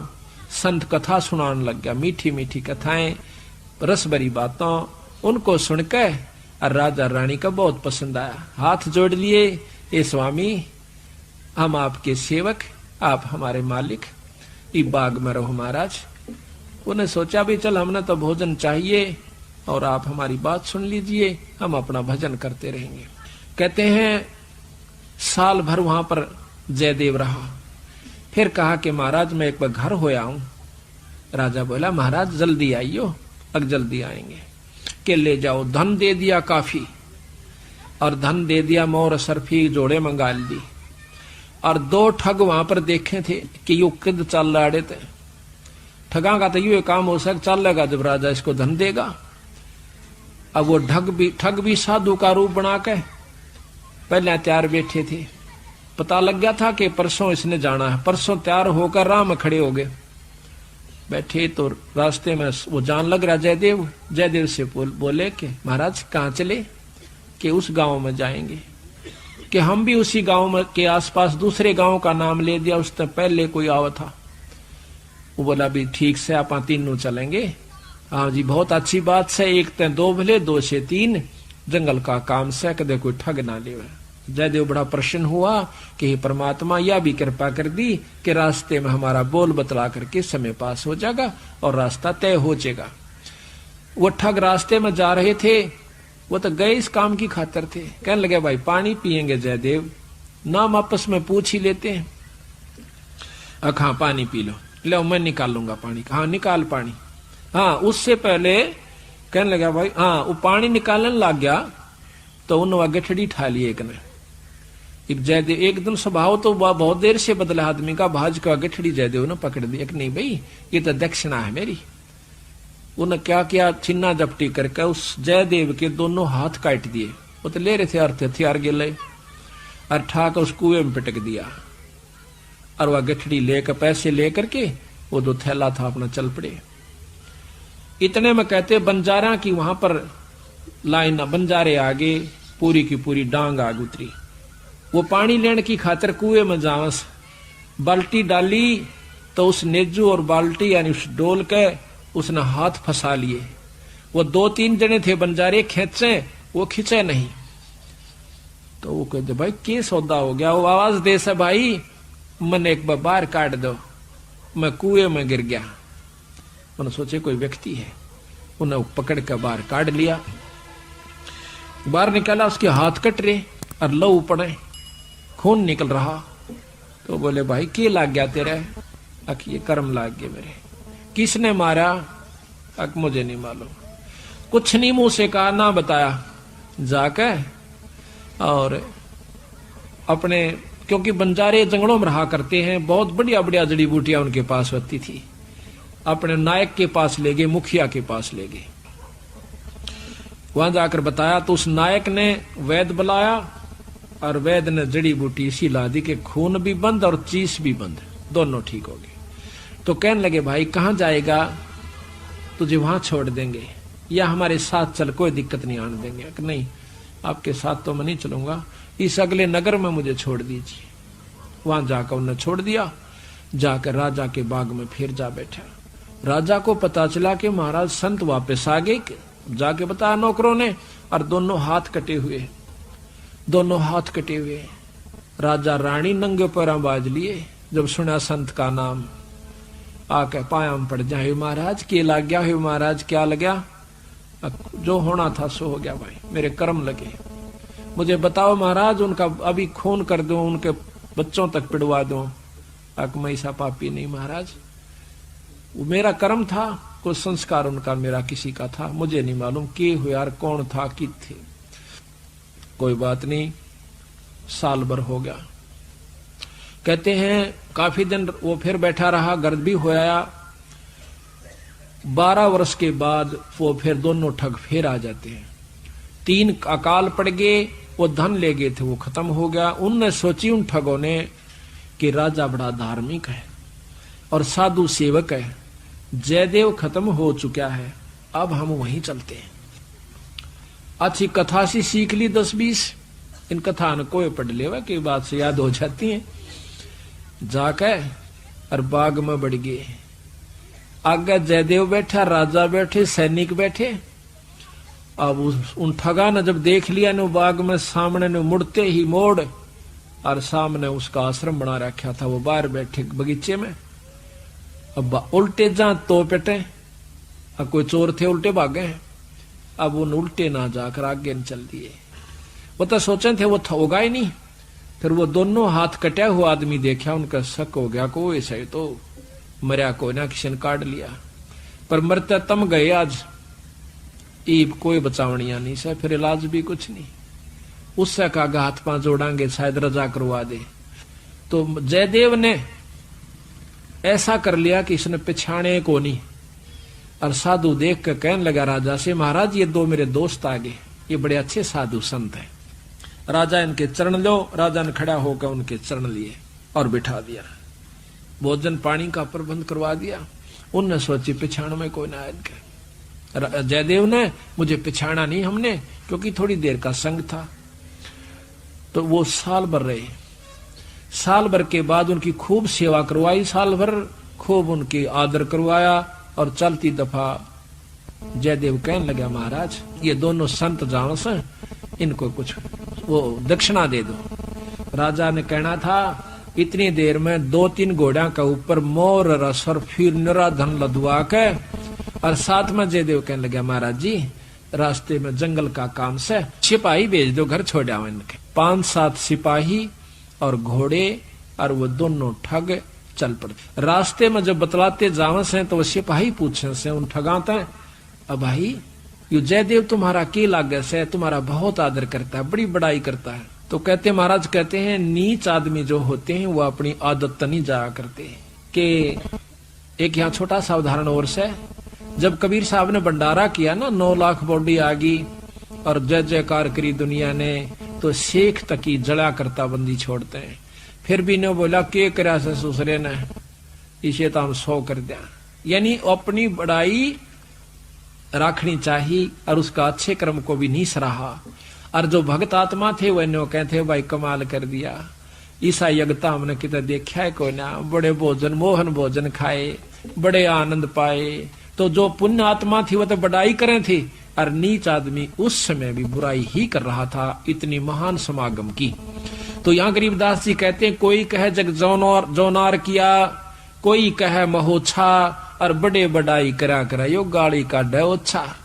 ओछे आदमी जो होते हैं वो गाली निकाला करें, और भले व्यक्ति भलाई करा करे, बड़ाई करा करते हैं। तो वो दोनों कहने लगे भाई सच्ची बता दो। कहा सच्ची बता दो, यू बहुत नीच आदमी से। बोला जयदेव। बोला अच्छा की बात है? कि हम तीनों इकट्ठे रहा करते एक राजा के घर पे, और ये इतना गंदा है, इसने रानी गेला खोटा कर्म कर दिया। राजा इसने जीत मारे था और हमने हाथ जोड़ कर बचवाया, इसके हाथ कटन में बच गया। यू हमने छोड़ कर आ गया था, माँ तू निकल जाड़े, तो हमने न्यू कह दिया तेरी जान बच जाएगी। यू अड़ा के ठग गए। वो उनका नियत या थी कि जान दे ये राजा ने बताओगे खाना पूछी, राजा उसने काट देगा थारी पूरी मौज। कहते इतनी बात हो रही थी, ऊपर ते 2 पत्थर की सलाह पड़ी, भारा भारा को 10-10 20-20 मन की आकर के दोनों ठगा का ऊपर उन सब के अंदर से, और दोनों का कचुमर काट कर जमीन में दसा दिया। दोनों खत्म हो गए। वह नीच कहते हैं वो ठगे से रह गए, वो जो संत गए थे साथ में वो सिपाही गए थे, अब वो ना रहे था, अपने उल्टे हो लिए लेकर सारे ढमढमे ने। जब वापस आते हैं, राजा को पता लगा है कि वो वापस आ गए, तो कहने लगा भाई क्या बात होगी। उन्होंने सारी कथा राजा को सुना रहे थे और जयदेव सुने था इतने फैसले पे।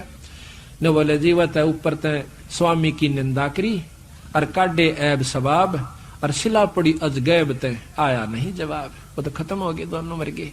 महाराज की निंदा करे थे, बहुत बुंडी करे थे महाराज जी, के बताऊं। तो कहते हैं उनके मरे की सुनकर जयदेव फूट फूट करने लग गया, जो कर भाई मर जाया करे। रो कर आंसू पूछने लग गया, जब नो टूंडे हाथा थे वो टूटते हैं, नो कहे उसी समय दोनों हाथ नो करे थे, दोनों हाथ पूरे हो गए। बोल सतगुरुदेव की जय। तो संत जयदेव जी की कथा आपने सुन ली है। अब बताइए भाई और बहनों, इस कथा के आधार से यदि हम निर्णय करें तो सतलोक आश्रम करोथा में रहने वाले उन भक्तों को कहाँ ज्ञान था। वो तो एक दूसरे की निंदा चुगली में लगे रहा करते थे, भक्ति और भगवान से उनको कोई मतलब नहीं था। तो भाई और बहनों, ये गलती आने वाले समय में यदि हमारे सामने ऐसी कोई परिस्थितियां प्रकट हो जाएं, तो हम भाई बहनों ने इस प्रकार की गलतियां करने से बचना है। जिसके जैसे कर्म है, सतगुरु भगवान अंतर्यामी है, ये कबीर परमात्मा कुछ भी छुपा हुआ नहीं है। अरे परमात्मा ने हमें बताया कि 650 साल पहले जब वो गणिका बहन सत्संग सुनकर परमात्मा के सत्संग में ज्यादा से ज्यादा आने लगी, तो आश्रम के मुख्य लोग उस बहन को डराने लगे, धमकाने लगे कि तू आश्रम में मत आया कर, तू बदनाम औरत है, तेरे कारण आश्रम की बदनामी हो रही है, गुरुजी की बदनामी हो रही है। और वो बहन एक दिन गुरुदेव के सामने जाकर रोने लगी। तो कबीर जी ने पूछा कि बेटी क्यों रो रही है, क्या बात है। उसने कहा पिताजी ऐसी ऐसी बात है, अब आपका ज्ञान सुनने के बाद मेरे से रहा नहीं जाता और मुझे आश्रम में आने से रोका जाता है मुख्य भाइयों के द्वारा। तो गुरुदेव ने कहा कि बेटा उनका नाम बता, लेकिन उस बहन ने नाम नहीं बताया। गुरुदेव ने कहा कि वो अच्छी आत्मा थी, उसने किसी का नाम नहीं बताया। उसने ये कहा कि मुझे तो जो भी मिलता है बस यही बोलता है। ये कहकर वो रोने लग गई। तो कहां वो गणिका बहन और कहां वो सरोज बहन, रात और दिन का अंतर भाई और बहनों, रात और दिन का अंतर। तो आगामी समय में आप और हम भाई बहनों ने इस प्रकार से कोई भी गलती इस भक्ति मार्ग पर नहीं करनी है। ये अंतर्यामी भगवान है, अंतर्यामी।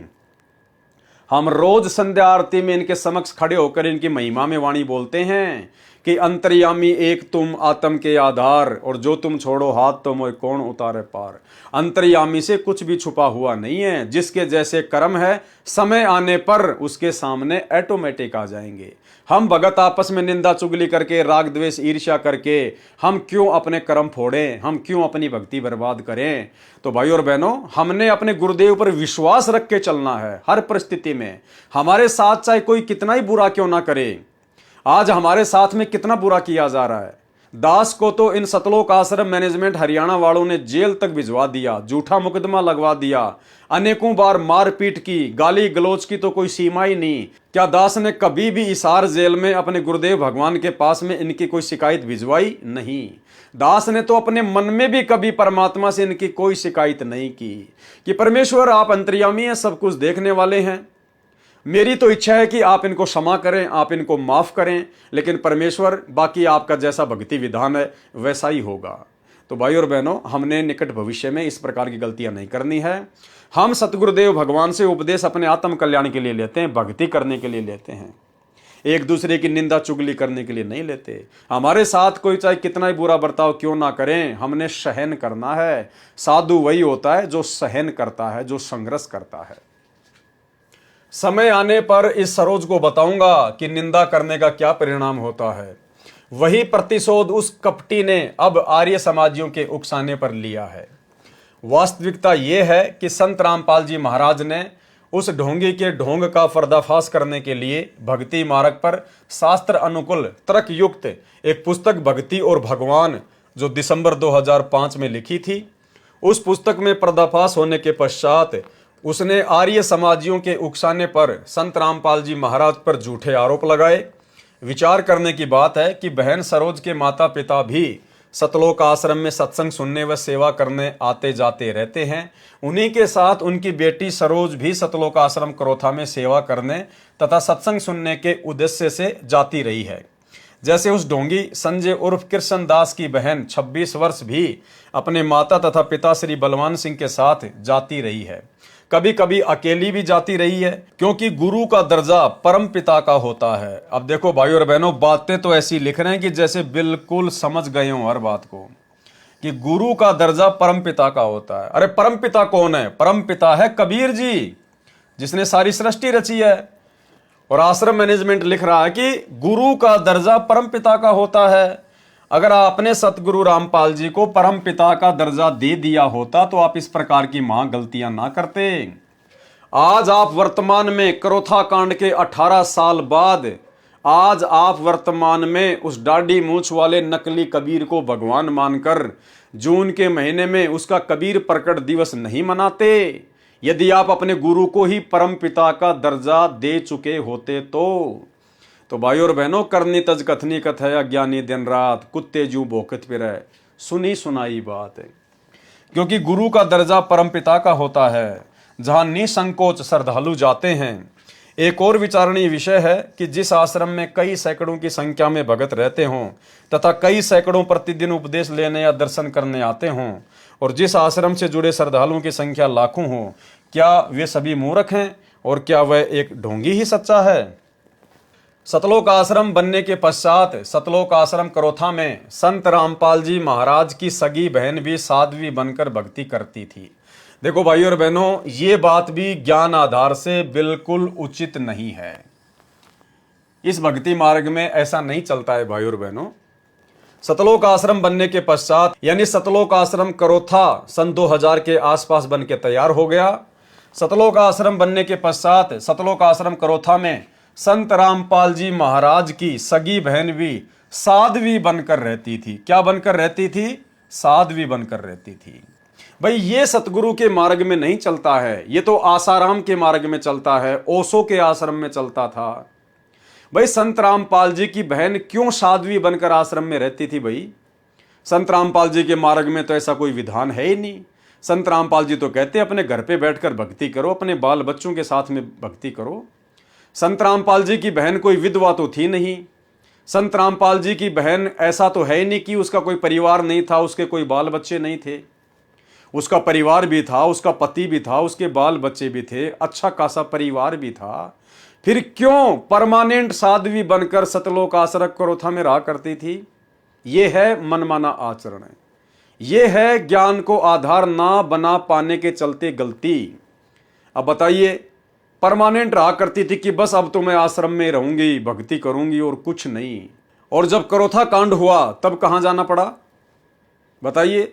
अरे आप तो परमानेंट आश्रम में आई थी ना, साध्वी बनकर भक्ति करती थी ना। साध्वी का मतलब होता है फिर दोबारा अपने घर के दर्शन भी ना करना, दोबारा अपने घर पर ना जाना, उसको कहते हैं साध्वी बनकर किसी आश्रम में रह के भक्ति करना। घर परिवार से, समाज से संन्यास ले लेना, उसको कहते हैं साध्वी। तो जब करोथा कांड हुआ 2006 में, फिर वो साध्वी कहाँ चली गई? फिर सतगुरु रामपाल जी परमेश्वर जी की वो कलयुगी बहन, वो साध्वी कहाँ चली गई भाई? वो तो साध्वी बन के भक्ति करने आई थे ना परमानेंट आश्रम में। तो भाई और बहनों, ये गलती आप और हमने बिल्कुल भी नहीं करनी है। हम जैसे भी हैं, जिस भी हालात में हैं, अपने परिवार में, अपने बाल बच्चों के साथ में अगर थोड़ा बहुत संघर्ष है, कोई दिक्कत नहीं है। सतगुरु रामपाल जी भगवान के आशीर्वाद से, उनकी भक्ति से धीरे धीरे वो संघर्ष भी कम हो जाता है, परिस्थितियां भगत के अनुकूल हो जाती हैं। इसलिए भगत ने थोड़ा सब्र करना चाहिए, थोड़ा धैर्य रखना चाहिए। बिल्कुल जोश में आके होश नहीं खो देने चाहिए, जल्दबाजी में कोई फैसला नहीं लेना चाहिए, जैसा कि सतगुरु रामपाल जी परमात्मा की बहन ने ले लिया था। उसके बाद कहाँ चली गई वो साध्वी? जब 2005 का करोथा कांड हुआ, उसके बाद कहाँ चली गई वो साध्वी भाई? वापस उसी घर में जाना पड़ा, वापस उन्हीं बाल बच्चों के पास जाना पड़ा। तो पहले ना रह के अपनी भक्ति कर लेती। तो भाई और बहनों, ये गलती भी आप और हमने बिल्कुल नहीं करनी है। सतलोक आश्रम बनने के पश्चात सतलोक आश्रम करोथा में संत रामपाल जी महाराज जी की सगी बहन भी साध्वी बनकर रहती थी। संत रामपाल जी के माता पिता भी आश्रम में भक्ति उद्देश्य से स्थायी रह रहे थे। माता पिता को कोई दिक्कत नहीं है, क्योंकि वो वृद्ध हैं, उनका थोड़ा बहुत समय बचा हुआ था, उनको कोई दिक्कत नहीं है, क्योंकि पास में उनका गांव भी था, वो अपने घर भी जाया करते थे, उसमें कोई दिक्कत नहीं थी। संत रामपाल जी के माता पिता को साधु या साध्वी बन के भक्ति नहीं कर रहे थे, उन्होंने परमानेंट अपने घर को छोड़ नहीं दिया था। क्योंकि यहाँ पर लेखक के द्वारा संत रामपाल जी के मुंह बोले माता पिता के लिए साधु या साध्वी शब्द का प्रयोग नहीं किया गया, लेकिन उनकी बहन के लिए साध्वी शब्द का प्रयोग किया गया है। साध्वी अर्थात जो परमानेंट अपने परिवार को छोड़कर आश्रम में रह के भक्ति करे। क्या ऐसी परिस्थितियों में उस ढोंगी द्वारा लगाया गया झूठा आरोप संभव है? वास्तविकता यह है कि वह ढोंगी केवल आश्रम का भूखा था, उसकी ये दाल नहीं गली। जिस महंत भगत राम जी को अब गुरु बनाकर आश्रम प्राप्त किया है, अब आगे उस गुरुद्रोही हो चुके व्यक्ति कृष्णदास जी के आगामी जीवन के विषय में लिखा जा रहा है। वैसे ये न्याय संगत नहीं है भाई और बहनों, क्योंकि वो गुरुद्रोही घोषित हो चुका था, आश्रम से उसको निकाल दिया गया था। उसके बाद में वो क्या करेगा क्या नहीं करेगा, वो पहले क्या करता था क्या नहीं करता था, हमने उसकी बातों को महत्व नहीं देना चाहिए। लेकिन कुछ एक बातें उसके विषय में लिखी गई हैं, उसके गुरु के विषय में लिखी गई हैं, पुस्तक में लिखी हैं, इसलिए हम लोग इनको पढ़ लेते हैं। अन्यथा हमारा इन बातों में किसी प्रकार का कोई भी इंटरेस्ट नहीं होना चाहिए, उसके कर्म उसके साथ में है। जिस महंत भगत राम जी को अब गुरु बनाकर आश्रम प्राप्त किया है, उस संत श्री भगत राम महंत आश्रम कोठी दयालदास छुडानी के विषय में कहा करता था कि भगत राम तो प्रत्यक्ष राक्षस है। एक औरत के साथ भगत राम जी के अवैध संबंध थे। वह औरत उनके साथ आश्रम छुडानी में रहने का आग्रह करने लगी, तो भगत राम जी ने रात्रि में उस औरत को मार कर आश्रम के पीछे डाल दिया। देखो, इन बातों का कोई लेना देना नहीं है। वो व्यक्ति आश्रम छोड़कर जा चुका था सन 2000 में, और ये पुस्तक लिखी गई है करोथा कांड के बाद में। तो भाई और बहनों, इन बातों को यहां लिखने का कोई औचित्य नहीं बनता है, उसके कर्म उसके साथ में है। तथा कह रहा था कि यह पागल थी जो गिरकर मर गई। वह संजय उर्फ कृष्णदास वर्तमान में उसी भगत राम जी को गुरु बनाकर आगे नामदान कर रहा है। उसके विषय में भी अभद्र टिप्पणी करता था। अब एक कोठड़ी वाला आश्रम उस संत से इस पाखंडी को मिल गया। पहले तो भगत राम जी पूर्ण संत नहीं था तथा चरित्रहीन था, अब आश्रम दे दिया तो वही भगत राम जी पूर्ण संत हो गया। ऐसा पाखंडी व स्वार्थी व्यक्ति संजय उर्फ कृष्णदास, जिसने पुस्तक शैतान बना भगवान लिखी है। छुडानी महंतों के बदमाशों व आर्य समाज के असामाजिक तत्वों ने सतलोक आश्रम व संत रामपाल जी को जान से मारने तथा आश्रम को नष्ट करने के षड्यंत्र को अमली जामा पहनाने के दुष्कृत्य की अनुमति लेने के लिए 9 जुलाई 2006 को मुख्यमंत्री हरियाणा के साथ बहादुरगढ़ में एक मीटिंग की। हमें यह नहीं मालूम कि उस मीटिंग में उनकी मुख्यमंत्री हरियाणा श्री भूपेंद्र जी से क्या वार्ता हुई, परंतु उनके हौसले अत्यधिक बुलंद हो गए तथा उनकी विनाशकारी गतिविधियां अत्यधिक तेज हो गई। उन असामाजिक तत्वों ने पुलिस के सहयोग से रोहतक झज्जर सड़क पर आश्रम के दोनों तरफ से 9 जुलाई 2006 को ही जाम लगा दिया, ताकि आश्रम में बहुसंख्या में भगत न आ सकें और न ही कोई आश्रम से बाहर जा सके। इन्हीं दिनों में गुरु पूर्णिमा के अवसर पर 9, 10, 11 जुलाई 2006 को भारी संख्या में भक्तों को सतलोक आश्रम में आना था। 9 जुलाई 2006 से पहले 4-5 हजार श्रद्धालु पहुंच चुके थे। पुलिस प्रशासन के सहयोग से असामाजिक तत्वों ने आश्रम में खाद्य सामग्री तथा अन्य आवश्यक वस्तुओं को भी नहीं आने दिया, बिजली के कनेक्शन को भी काट दिया और पानी की व्यवस्था को भी नष्ट कर दिया। गुरु पूर्णिमा के अवसर पर हजारों शिष्यों ने आना था, लेकिन असामाजिक तत्वों ने पुलिस प्रशासन के सहयोग से आश्रम में नहीं आने दिया। 11 जुलाई 2006 को भी यह स्थिति बनी रही और असामाजिक तत्वों को इकट्ठा किया जाता रहा।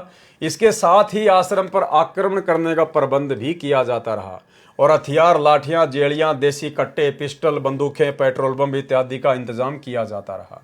11 जुलाई 2006 की रात को ये असामाजिक तत्व पुलिस की मौजूदगी में लाउड स्पीकर पर धमकी दे रहे हैं कि 12 जुलाई 2006 को आश्रम तथा आश्रम में उपस्थित व्यक्तियों को जला दिया जाएगा, गोलियों से मार दिया जाएगा। भाइयों और बहनों, ये बिल्कुल होना ही होना था, इसमें कोई दो राय नहीं है।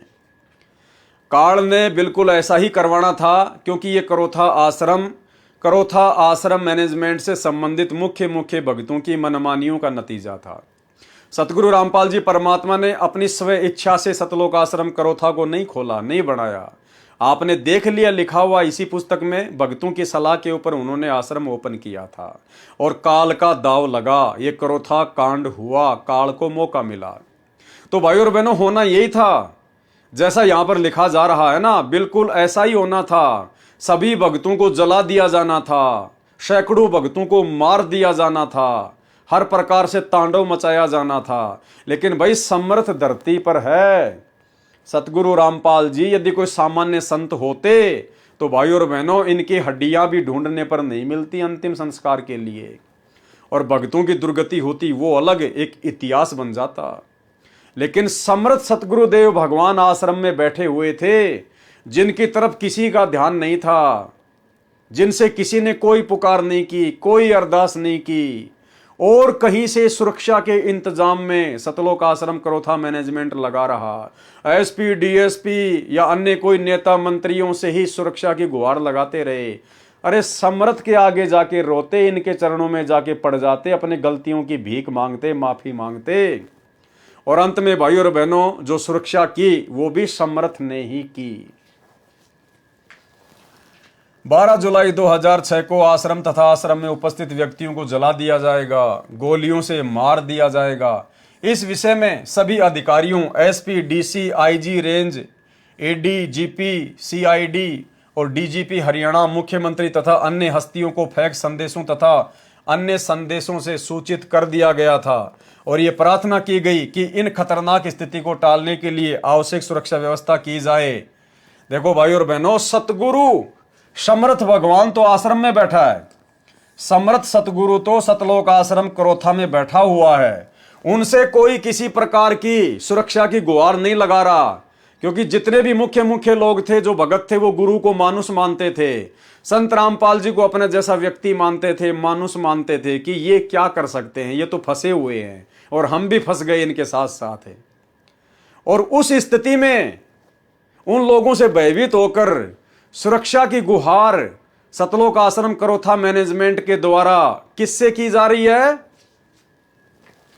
इस विषय में सभी अधिकारियों, SP, DC, IG range, ADGP, CID और डीजीपी हरियाणा, मुख्यमंत्री तथा अन्य हस्तियों को फैक्स संदेशों तथा अन्य संदेशों से सूचित कर दिया गया था और यह प्रार्थना की गई, उन अधिकारियों से प्रार्थना की जा रही है। समर्थ आश्रम में बैठा है, समर्थ को परमात्मा ना मानकर उनसे कोई प्रार्थना नहीं की जा रही कि इस खतरनाक स्थिति को टालने के लिए आवश्यक सुरक्षा व्यवस्था की जाए। और अंत में कोई सुरक्षा व्यवस्था नहीं हुई, कोई सुरक्षा व्यवस्था नहीं हुई, क्योंकि जब आप अपने गुरुजी से उम्मीद तोड़कर और जब आप संसार से उम्मीद लगा बैठते हो तो भाई फिर परमात्मा उसे सफल नहीं होने देता। सेम टू सेम महाभारत जैसी वाली स्थिति। जब तक द्रौपदी को अपने पतियों पर अहंकार था, घमंड था कि मेरे 5 पति बैठे हैं, मेरा कौन क्या बिगाड़ देगा, और जब सबकी नीची गर्दन हो गई तब जाकर द्रौपदी उस परमपिता परमेश्वर से अर्ज करने लगी, अरदास करने लगी। तो सतलोक आश्रम करोथा मैनेजमेंट ने समर्थ को ना पहचान कर, जो कि वहीं बैठे हुए थे, उनसे अर्ज ना करके, उनसे अरदास ना करके, उनसे विनती ना करके एसपी डीसी पता नहीं अधिकारियों से, इन लोगों से सुरक्षा की गुहार लगाई जा रही है। तो समर्थ भाई उस समय तक भगत की कोई मदद नहीं करता जिस समय तक भगत संसार से उम्मीद रखता है। और इन्होंने सबसे अर्ज की, विनती की, और अंत में क्या मिला इनको? लेकिन इस विषय में कोई कार्रवाई नहीं की गई, इनकी किसी ने कोई बात नहीं सुनी। अरे बाहर तो काल था भाई, सारा काम तो काल करवा ही रहा था। समर्थ तो तुम्हारे साथ में बैठा था, ये दयाल तो आश्रम में बैठा है, और तुम काल की व्यवस्था से सुरक्षा की गारंटी चाह रहे हो। उस काल की व्यवस्था से, उन नेताओं से, उन अधिकारियों से तुम लोग सुरक्षा की डिमांड कर रहे हो, लेकिन कोई किसी प्रकार की उनकी सुरक्षा नहीं हो पाई, क्योंकि काल की और दयाल की तो लड़ाई है। अंदर दयाल बैठा था, बाहर काल सब कुछ करवा रहा था, और काल से ही ये सतलोक आश्रम करोथा मैनेजमेंट सहायता मांग रहा था। कहां से देगा भाई? शिक्षा लेनी है भाई और बहनों, शिक्षा। खैर आप और हम सत्सेवक भाई बहन तो संकल्प ले चुके हैं, हम तो किसी से उधार मदद भी नहीं लेंगे, 2 रुपए की भी, चाहे भूखा क्यों ना सोना पड़े। और बाकी तो बात ही छोड़ दीजिए, हम केवल अपने गुरुदेव भगवान के अलावा किसी और से उम्मीद नहीं रखेंगे। चाहे 2 दिन खाना ना मिले, चाहे 10 दिन ना मिले, चाहे भूखे मर जाएं, लेकिन अपने गुरुजी के अतिरिक्त, इनके चरणों में रोने के अतिरिक्त हम अपने किसी रिश्तेदार से, जान पहचान वाले तो हमारे कोई बचे नहीं, क्योंकि भक्ति मार्ग में यारी दोस्ती नहीं चलती है। रिश्तेदारों से मदद नहीं लेंगे और किसी से मदद नहीं लेंगे, अपने भगत भाइयों से भी मदद नहीं लेंगे। हम तो यहाँ तक का संकल्प कर चुके हैं। तो भाई और बहनों, हमने विशेष तौर पर इन बातों को अपने दिलो दिमाग में, अपने जहन में बैठा लेना है। अगर आपकी मोटरसाइकिल भी मार्केट में पकड़ी जाए, भले आपके मोबाइल में आपके 10 रिश्तेदारों के नंबर हैं, चाहे आपका रिश्तेदार, चाहे आपके शहर का मुख्यमंत्री क्यों ना है, आपके स्टेट का मुख्यमंत्री क्यों ना है, आपने वो गाड़ी छुड़वाने के लिए उससे भी सहायता नहीं ले ली, उससे भी फोन नहीं करवाना। आपका कोई मित्र चाहे कितना बड़ा अधिकारी क्यों ना है, वो आपके काम को आसानी से कर सकता है, लेकिन आपने उससे भी मदद प्राप्त नहीं करनी है। पकड़ी गई तो पकड़ी गई, आप उन्हीं से कहिए कि भाई साहब देख लीजिए जैसा भी है, जैसा भी है का मतलब ये नहीं कि वो रिश्वत मांगेगा तो हम रिश्वत दे देंगे, नहीं। उनको बताइए भाई साहब ठीक है, मेरी गलती है, मेरे पास में कागज नहीं था, आगे से ध्यान रखूंगा। अब जैसा भी है आप जी, जो भी सरकारी खर्चा है, जो भी इसकी जो रसीद जो कटे आप मुझे दे दीजिए, 100, 50, 200, 500 रुपए। हमने केवल वो रसीद कटवा कर, पैसे देकर ही हमने अपनी गाड़ी छुड़वानी है, अन्यथा हमने किसी से कोई उम्मीद किसी प्रकार की नहीं करनी है। और हमने अपने गुरुदेव भगवान के द्वारा दिया गया नाम, चाहे प्रथम नाम है, चाहे सतनाम है, चाहे सार नाम है, उसी समय हमने उसका सुमरण शुरू कर देना है। हालांकि भगत का तो सुमरण चालू ही रहता है, यदि भूल पड़ जाए तो हमने उस समय इधर उधर की चिंता ना करके, और हमने केवल अपने गुरुदेव का सुमरण करना है। सुमरण करने का मतलब है आप अपने गुरुदेव को पुकार रहे हो, आप अपने गुरुदेव को याद कर रहे हो, और परमात्मा 100% कोई न कोई समाधान आपकी समस्या का जरूर निकालेगा। तो भाई और बहनों, हमने इन पुस्तकों को पढ़ने के पीछे हमारा मकसद यही है कि हम शिक्षा लें। जो गलतियां पहले हमारे भाई बहन कर चुके हैं नादानी में, ज्ञान को आधार ना बना पाने के चलते, हम वो गलतियां दोहराने से बचें, ताकि हम भक्ति पर सफल होकर इसी मनुष्य जन्म में सतलोक प्राप्त कर सकें। लेकिन इस विषय में कोई कार्रवाई नहीं की गई, अर्थात सतलोक आश्रम करोथा मैनेजमेंट की बाहर से कोई भी मदद नहीं हो पाई। 12 जुलाई 2006 को भारी संख्या में असामाजिक तत्वों को टेम्पू और ट्रकों के जरिए डिग्गल गांव में इकट्ठा किया गया। इन तत्वों के हाथों में सतलोक आश्रम पर आक्रमण करने के लिए जेली, गंडासे, पेट्रोल बम, बंदूकें तथा दूसरे हथियार थे।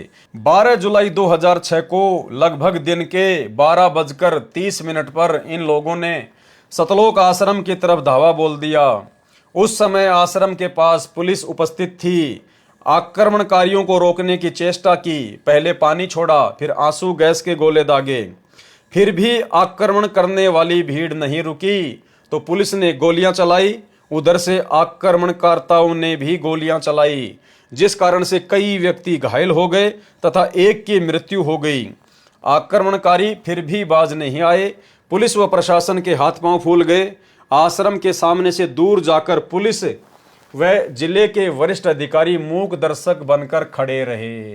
अरे तुम तो बाहर से सुरक्षा मांग रहे थे ना, सतलोक आश्रम करोथा मैनेजमेंट वालों, गुरुजी के परिवार वालों, बड़े बड़े भक्तों, तुम तो सतलोक आश्रम करोथा में बैठकर बाहर के प्रशासन से मदद मांग रहे थे, जबकि तुम्हारे आश्रम की सुरक्षा के लिए पहले से जो थोड़े बहुत पुलिस वाले थे वो भी बाद में आश्रम को छोड़ छाड़ के बाहर भाग गए। तुम किससे मदद की उम्मीद कर रहे थे? जो हाईकोर्ट के द्वारा तुमको दिए गए थे सुरक्षा के लिए, अरे वो भी तुम्हें छोड़ छाड़ के भाग गए और तुम बाहर वालों से मदद की उम्मीद कर रहे थे।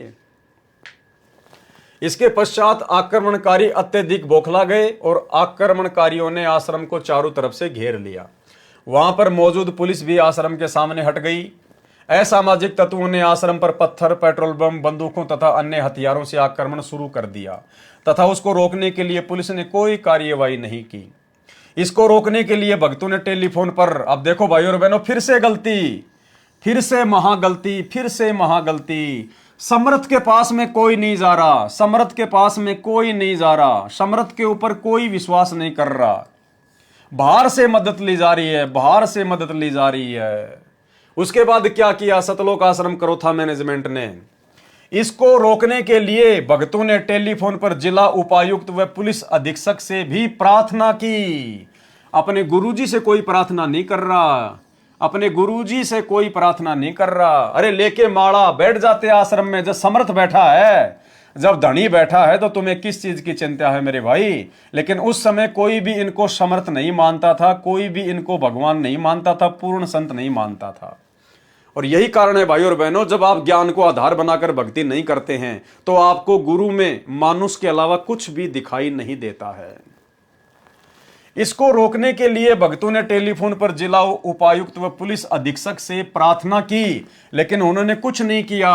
अरे जो समर्थ चाहेगा वो होगा भाई, सतगुरु जो चाहे सो कर ही।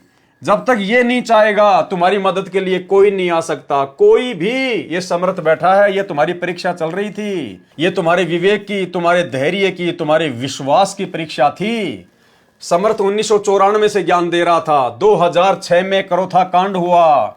अरे 10-12 वर्षों के बाद में समर्थ तुम्हारी परीक्षा ले रहा था इतना ज्ञान देकर कि तुम्हें अपने गुरु पर विश्वास है या नहीं है, इनकी समर्थता पर विश्वास है या नहीं है।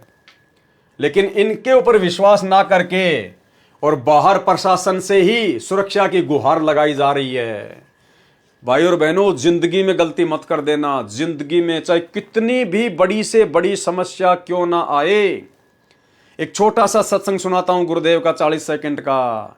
गुरुदेव कहते हैं चाहे कितनी भयंकर से भयंकर समस्या क्यों ना आवे, कि बस सब कुछ बर्बाद होने वाला है, कति सर्वनाश होने वाला है। अगर ऐसी भी आपके सामने कोई परिस्थिति पैदा हो जाए तो भी गुरुदेव भगवान कहते हैं कि अपने गुरु पर विश्वास करना। वो परिस्थितियां ऐसे टल जाएंगी जैसे बादलों को हवा उड़ा ले जाती है। तो हमने केवल अपने गुरु पर विश्वास करना है भाई और बहनों। ये पुस्तक पढ़ने का मकसद गुरुदेव के आशीर्वाद से केवल इतना ही है कि जो गलतियां भक्ति मार्ग पर गुरु को मानुष मानकर आप और हमारे से पहले हमारे गुरु भाई बहन कर चुके हैं, वो गलतियां हम निकट भविष्य में करने से बचें, अन्यथा सतलोक से वंचित रह जाएंगे। केवल फॉर्मेलिटी हो जाएगी, फॉर्मेलिटी। अपने आत्मा हमारा इतना दिल कमजोर हो चुका है कि हम वहां तक बुद्धि उठती नहीं ना, दिल डटता कि हम भगवान पर इतना विश्वास कर सके।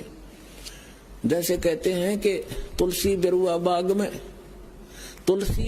बाग में शीतत भी मुरझावे, राम भरोसे जो रहे वो पर्वत पर लहरावे। बगीचे के अंदर बूटा लगा दिया, पौधा लगा दिया, सिंचाई करते करते खत्म हो जाता है, मुरझा जाता है। राम भरोसे पर्वत के ऊपर कोई संभालने वाला नहीं, कोई सिंचाई करनिया नहीं। कहते राम भरोसे जो रहे पर्वत पर लहरावे।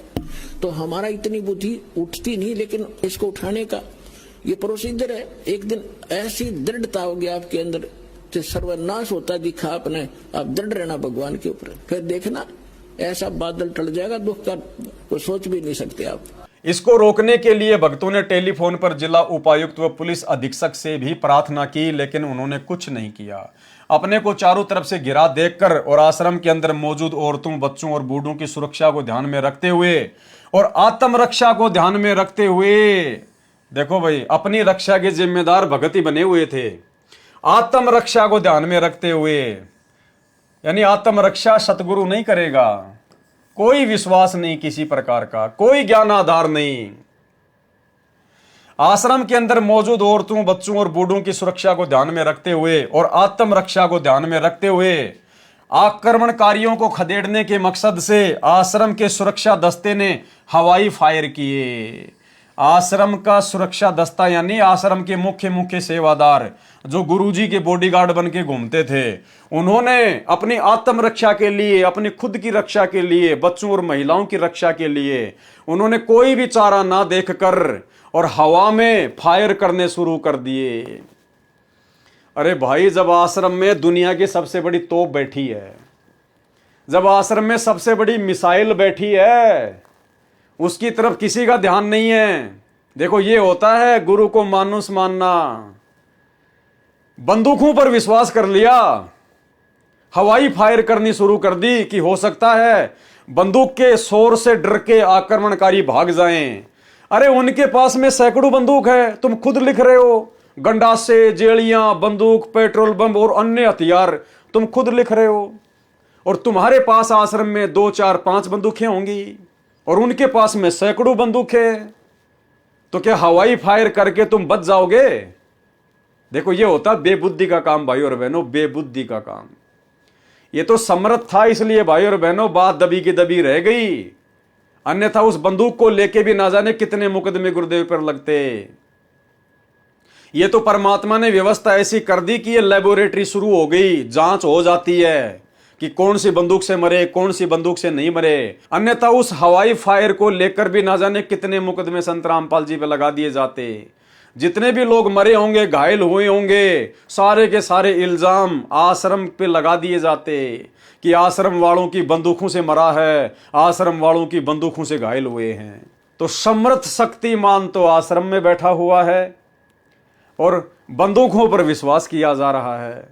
भाई और बहनों, बहुत बड़ी गलतियां भक्ति मार्ग पर इन लोगों ने की है और आज परमात्मा ने हमें इसीलिए मौका दिया है साथ संगति के माध्यम से कि हम गुरु को मानुष मानने की गलती अपने भविष्य में ना करें, सौपन में भी ना करें। अरे मारने वाला भी यही है और बचाने वाला भी ये है भाई और बहनों। फिर बताओ बंदूक क्या करेगी? इसी परमेश्वर ने सत्संगों में बताया कि त्रेता युग में भगत प्रहलाद को उसके पिता हिरण्यकशिपु ने 84 प्रकार की घोर घोर यातनाएं दी।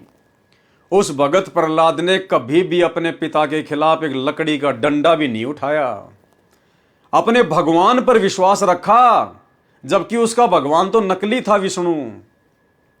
मीराबाई के साथ में कैसी कैसी घटनाएं घटी, मीराबाई ने कभी एक लकड़ी का डंडा भी नहीं उठाया।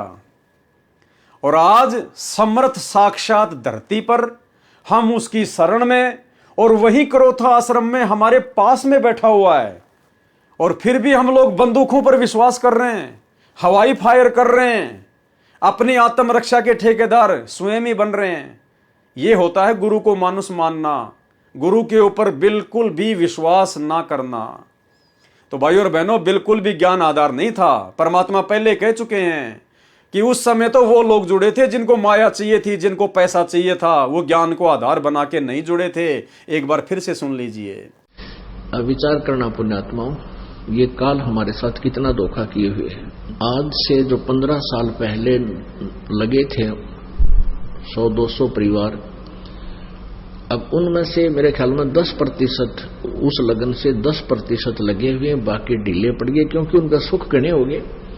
वो तो माया चाह थे, उनको ज्ञान था को नहीं, क्योंकि दास को भी परमात्मा ने ज्ञान योग नहीं खोला था जब तक, क्योंकि इस ज्ञान को परमात्मा ने बैन ला रखा था कि अभी इसको प्रचार नहीं करना। क्योंकि जैसे ये ज्ञान तो दास बताता था, गांव गांव में जाकर सत्संग किया करता था, लेकिन कबीर परमेश्वर जी की वाणी से ही ये यूं का यूं बताया करता था कि ब्रह्मा विष्णु महेश की ये स्थिति है, दुर्गा की ये स्थिति है। लेकिन आम व्यक्ति का विश्वास नहीं होता, जो हमारे शिष्य थे उनका विश्वास ना होता कि ठीक है, उनको लाभ हो रहे थे, परमात्मा के नाम लेते उनके सारे संकट दूर होने लगे थे, इसलिए शिष्य तो बनने शुरू हो गए थे। क्योंकि ये जो मंत्र है, इस मंत्र का जाप पूरे विश्वास लगन के साथ जो व्यक्ति करता है, उसको ज्ञान है या ना है। जैसे डॉक्टर कोई दवाई देता है, औषधि देता है, मरीज खा लेता है, तो उसको नहीं पता इसमें कौन सा केमिकल है, कौन सा साल्ट है, तो वह दवाई अंदर गई, लाभ तो करेगी। तो ऐसे जो पुराने समय में जो भक्त लगे थे, उनको लाभ तो निरे हो गए, क्योंकि वो हमारे संग में ज्यादा रहते थे। जहां भी कहीं पाठ होता था वो सारे ही वहां आ जाते थे कि उनका सुख गणे होया करते। कुछ दिनों के बाद फिर वो अच्छे सुखी हो गए, घर में सुख हो गया, सारे लाभ होने लग गए। तो फिर हमने आश्रम करौथा में डेरा डाल लिया, वहां भी कुछ दिन आए, फिर ढीले पड़ गए, फिर संगत ज्यादा होती रही, ऐसे वो पीछे हट गए। तो कहने का भाव ये है कि एक समय ऐसा होता, वो हमसे दूर नहीं है, वो हमारे को ये भी नहीं है कि हम गुरु जी से दूर हो गए, लेकिन वो कमजोर पड़ गए। तो भाई और बहनों, ये गलती करने से हमने बचना है, शिक्षा लेनी है। आक्रमणकारियों को खदेड़ने के मकसद से आश्रम के सुरक्षा दस्ते ने हवाई फायर किए। पुलिस व आक्रमणकर्ताओं के बीच हुई फायरिंग व पथराव से उपरोक्त दुर्घटना होने के पश्चात जिला प्रशासन की नींद खुली और करौथा गांव के आसपास धारा 144 CRPC लगाई, जो केवल एक नाटक था। यह सिलसिला 13 जुलाई 2006 सुबह 2 बजे तक चलता रहा। बाद में भारी संख्या में पैरामिलिट्री फोर्स बुलाई गई। प्रारंभ में तो आश्रम के भक्तों ने यही समझा कि यह सारी कार्रवाई उनकी और आश्रम की सुरक्षा के लिए की जा रही है, लेकिन उनको यह देखकर हैरानी हुई कि ये सारे इंतजाम आश्रम को खाली करवाने तथा संत रामपाल जी और भक्तों को गिरफ्तार करने के लिए किया जा रहा है। असामाजिक तत्व अपने हथियारों के साथ ज्यों के ज्यों आश्रम के चारों तरफ कुछ ही दूरी पर खड़े रहे, जबकि वहां धारा 144 लगी हुई थी। उन शरारती तत्वों के खिलाफ कोई कार्रवाई नहीं की गई। भैया, लड़ाई इस दयाल और 21 ब्रह्मांड के स्वामी काल के बीच में चल रही है। किसके बीच में? दयाल कबीर परमात्मा सतगुरु रामपाल जी और काल के बीच में चल रही थी। तो भाई, तुम्हें सुरक्षा कहां से मिलेगी काल के द्वारा? या तो सारी व्यवस्था काल की है, और न ही उनके खिलाफ आश्रम पर आक्रमण करने के लिए कोई FIR दर्ज की गई। अरे भाई, गुरुजी ने यही तो बताया। और क्या बता रहे थे गुरुजी सत्संगों में कि निरंजन धन तेरा दरबार, यहां तनिक ना न्याय विचार। आश्रम खाली होने के पश्चात आक्रमणकारियों तथा पुलिस फोर्स के बीच डिग्गल गांव में झगड़ा हुआ, क्योंकि आक्रमणकारियों ने पुलिस की कुछ गाड़ियों को आग लगाई, जिसकी FIR पुलिस स्टेशन बेरी में दर्ज की गई, परंतु अभी तक किसी को गिरफ्तार नहीं किया गया। इससे स्पष्ट हो गया कि मुख्यमंत्री हरियाणा का मेहर भरा पंजा उपद्रवियों के सिर पर है। ध्यान से सुनना भाई और बहनों, अंत में लेखक क्या कह रहा है कि इससे स्पष्ट हो गया कि मुख्यमंत्री हरियाणा का मेहर भरा पंजा। उस समय हरियाणा का मुख्यमंत्री कौन था? भूपेंद्र सिंह हुड्डा। भूपेंद्र सिंह हुड्डा उस समय कांग्रेस की सरकार थी। इससे स्पष्ट हो गया कि मुख्यमंत्री हरियाणा का मेहर भरा पंजा उपद्रवियों के सिर पर है। और भाई और बहनों, बरवाला कांड के बाद 2019 में जिस भूपेंद्र हुड्डा के संरक्षण में करौथा कांड हुआ, संत रामपाल जी को और उनके फॉलोवर्स को जो है बदनाम किया गया, परेशान किया गया, आश्रम को उजाड़ दिया गया, उसी भूपेंद्र सिंह हुड्डा को सतलोक आश्रम मैनेजमेंट हरियाणा ने, गुरुदेव के परिवार ने, राष्ट्रीय समाज सेवा समिति वालों ने सन 2019 में भगत समाज को पीला पर्चा दिखाकर, गुरुदेव का आदेश बताकर उसी भूपेंद्र सिंह हुड्डा को जिताने के लिए कमर तोड़ मेहनत की गई। पीले पर्चे में यहां तक लिख दिया गया, अगर कोई भूपेंद्र सिंह हुड्डा को वोट नहीं देगा तो गुरुद्रोही घोषित कर दिया जाएगा, आश्रम में नो एंट्री हो जाएगी। तो बताओ भाई और बहनों, असली गुरुद्रोही कौन है? अरे जिस मुख्यमंत्री ने तुम्हारे गुरुदेव को इतना दुखी किया, इतना परेशान किया, करोथा कांड के तहत 21 महीने रोहतक की जेल में कष्ट उठाने के लिए बाध्य किया, तुम्हारा आश्रम उजाड़ दिया। अरे तुम उसी शैतान व्यक्ति को जिताने के लिए कमर तोड़ मेहनत कर रहे हो, तो तुमसे बड़ा बेबुद्धि वाला इंसान धरती पर कौन होगा? तुमसे बड़ा गुरु का विरोधी, गुरुद्रोही और धरती पर कौन होगा? और गुरुद्रोही कहा जाता हम सत्सेवकों को। निरंजन धन तेरा दरबार, यहां तनिक ना न्याय विचार। भाई और बहनों, ये सबके काले कारनामे सामने आ रहे हैं। इससे स्पष्ट हो गया कि मुख्यमंत्री हरियाणा का मेहर भरा पंजा उपद्रवियों के सिर पर है। बड़े शर्म की बात है कि प्रशासन ने असामाजिक तत्वों को कितना हौसला दिया कि उन्होंने पुलिस की गाड़ी समेत अन्य वाहनों को भी पुलिस के सामने जलाया, और फिर भी पुलिस ने न तो उनको गिरफ्तार किया और न ही आश्रम के चारों ओर खदेड़ा। क्यों खदेड़ेगी भाई? पुलिस भी काल की, उपद्रवीकारी भी काल के, षड्यंत्र भी काल का, तो भाई काल अपने वालों को क्यों परेशान करेगा? इलेक्ट्रॉनिक मीडिया को भक्तों ने मौके पर आने के लिए प्रार्थना की ताकि वो इस सारे घटना चक्र की रिकॉर्डिंग कर लें और सतलोक आश्रम को नष्ट करने के षड्यंत्र का खुलासा कर सके।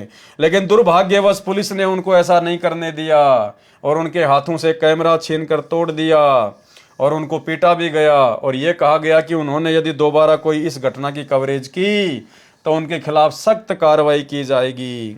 एक और आश्चर्य की बात है कि जिन असामाजिक तत्वों ने कानून हाथ में लिया तथा शांतिपूर्वक सत्संग सुन रहे श्रद्धालुओं व आश्रम के संचालक संत रामपाल जी महाराज को जान से मारने के लिए आए और पुलिस व पब्लिक की गोलियों व पत्थरों से जो असामाजिक तत्व घायल हुए तथा मृत्यु को प्राप्त हुआ, उनको सरकार की ओर से ग्रांट अर्थात सहायता राशि दी गई।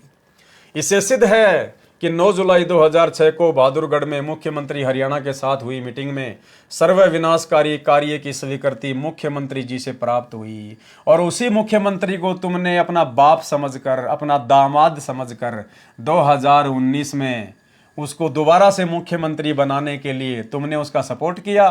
तो सबसे बड़े गुरुद्रोही कौन हुए? संत रामपाल जी के मिशन में सबसे बड़े गुरुद्रोही कौन हुए? यही सतलोक आश्रम मैनेजमेंट हरियाणा वाला।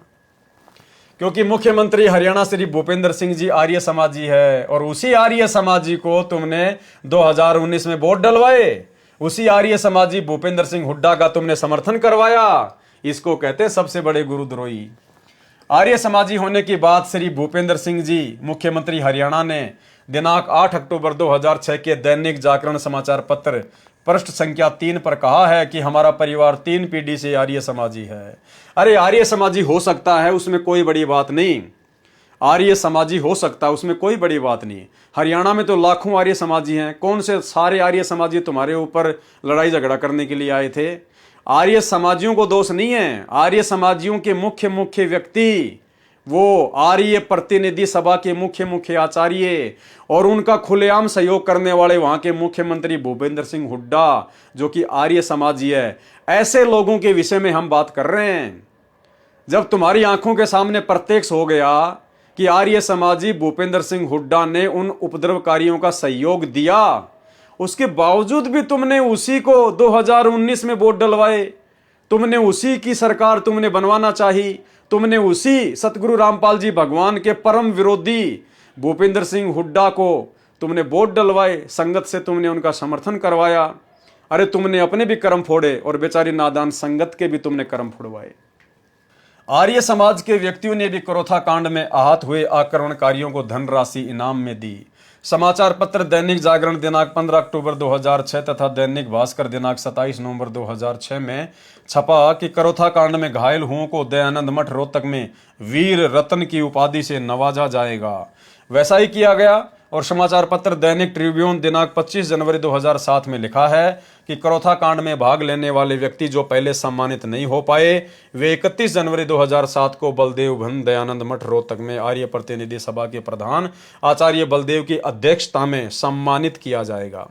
24 सितंबर 2006, 26 नवंबर 2006 तथा 31 दिसंबर 2006 को भी करोथा कांड में भाग लेने वाले आचार्य बलदेव की अध्यक्षता में सम्मानित किए गए थे। इससे स्पष्ट है कि हरियाणा सरकार तथा आर्य समाज का करोथा कांड करने व कराने में पूरा सहयोग था, यानी भूपेंद्र सिंह हुड्डा का पूरा सहयोग था। उसके बावजूद भी तुमने 2019 में उसको अपना दामाद बनाकर, उसको अपना बाप बनाकर और तुमने फिर से उसी की सरकार बनवानी चाहिए। जब रक्षक ही भक्षक हो गए तो गरीब जनता का क्या बनेगा? क्या आश्रम में जाने वाले भारत देश के नागरिक व हरियाणा के वासी नहीं हैं? काल को इन बातों से कोई फर्क नहीं पड़ता, ना दुनिया को इन बातों से कोई फर्क पड़ता है। तुम लिखते रहो। यदि करोथा कांड को 2 गुटों का झगड़ा माना जाए तो भी 1 गुट वालों को ग्रांट देना भी सरकार की भूमिका पर अमिट दाग है। 13 जुलाई 2006 सुबह लगभग 2:30 बजे पुलिस द्वारा आश्रम को जबरदस्ती खाली करवाया गया और संत रामपाल जी और उनके कई अनुयायियों को गिरफ्तार कर लिया गया। हालांकि जिला प्रशासन ने खाली करवाते वक्त ये वादा किया था कि जो अनुयायी जहां जाना चाहेगा उसे उसी स्थान पर बसों द्वारा भेजा जाएगा। जिला प्रशासन ने यह भी वादा किया था कि संत रामपाल जी और उनके सभी सेवकों को सतलोक आश्रम बरवाला में भेजा जाएगा, लेकिन ऐसा न करके संत रामपाल जी महाराज व उनके कुछ श्रद्धालुओं को गिरफ्तार करके पुलिस स्टेशन में ले जाया गया व अन्य श्रद्धालुओं को रोहतक व पानीपत बस स्टैंड पर छोड़ दिया गया। ये सारी प्रक्रिया इलेक्ट्रॉनिक मीडिया के नोटिस में नहीं आने दी गई और बाद में मीडिया को गलत और बदनामी भरी सूचनाओं से अवगत करवाया गया। जिला प्रशासन ने गैर कानूनी ढंग से आश्रम में 145 CRPC में अटैच करके अपने नियंत्रण में ले लिया और किसी भी भगत को उसके बाद आश्रम तक नहीं पहुंचने दिया। तभी से छुड़ानी आश्रम आर्य समाजी तथा अन्य असामाजिक तत्वों का इतना हौसला बढ़ गया कि उन्होंने संत रामपाल जी, उनके अनुयायी और आश्रम के विरुद्ध चरित्र हनन और बदनाम करने वाली अश्लील गलत कहानियां बनाकर समाचार पत्रों तथा अन्य प्रिंट मीडिया से छपवाई है और मीडिया भी बिना तथ्यों की जांच किए इन शरारतपूर्ण खबरों को छापता रहा। कुछ समाचार पुलिस तथा प्रशासन के स्रोतों से भी छपे हैं जो कि प्रशासन द्वारा आम पब्लिक को गुमराह करने के लिए छपवाए गए हैं, लेकिन बाद में अपने बचाव के लिए उनको नकारा भी है और कहा है कि आश्रम में ऐसी कोई आपत्तिजनक वस्तु नहीं मिली। जो अनुयायी गिरफ्तार नहीं हुए उनको प्रेस से नहीं मिलने दिया गया और जिन्होंने मिलने का प्रयास किया उनको पुलिस ने गिरफ्तार किया। पुलिस प्रशासन व असामाजिक तत्व सरकार की सह पर संत रामपाल जी के शिष्यों को अभी भी परेशान कर रहे हैं और जो भी भगत कचहरी या अन्य स्थानों पर मिलता है उसको असामाजिक तत्वों द्वारा पुलिस की मौजूदगी में पीटा जाता है। प्रशासन मूक दर्शक बनना रहता है और उनके विरुद्ध कोई कार्रवाई नहीं कर रहा, जबकि धारा 144 लगाने का ऐलान हो चुका है। अब ये सब कुछ क्यों हुआ भाई और बहनों? सब कुछ क्यों हुआ? गुरु को मानुष मानने के चलते जो जमीन सतगुरु रामपाल जी परमात्मा की आज्ञा के बिना, उनके आदेश के बिना, उनसे अनुमति प्रदान किए बिना सतलोक आश्रम करोथा मैनेजमेंट ने जो जमीन दान में ली, उसी जमीन के ऊपर आगे चल के लफड़ा हुआ। इन्होंने उस जमीन के बारे में ज्यादा बातें नहीं लिखी। उसी जमीन को लेकर फिर आर्य समाजियों को मौका मिल गया आश्रम के ऊपर धावा बोलने के लिए। भाई क्यों तुम लोगों ने जबरदस्ती अपने गुरुदेव भगवान को सलाह दे के सतलोक आश्रम करोथा खुलवाया? अरे गुरुदेव भगवान तो गांव गांव जाकर, नगर नगर जाकर टेंट लगाकर 3-3 दिन का पाठ करके अपना प्रचार कर ना रहे थे। अगर गुरुदेव ने आश्रम खोलना होता, इनको आवश्यकता होती, तो गुरुदेव तो समर्थ है भाई, ये तुम्हें बोल देते कि बच्चों आश्रम का इंतजाम करो।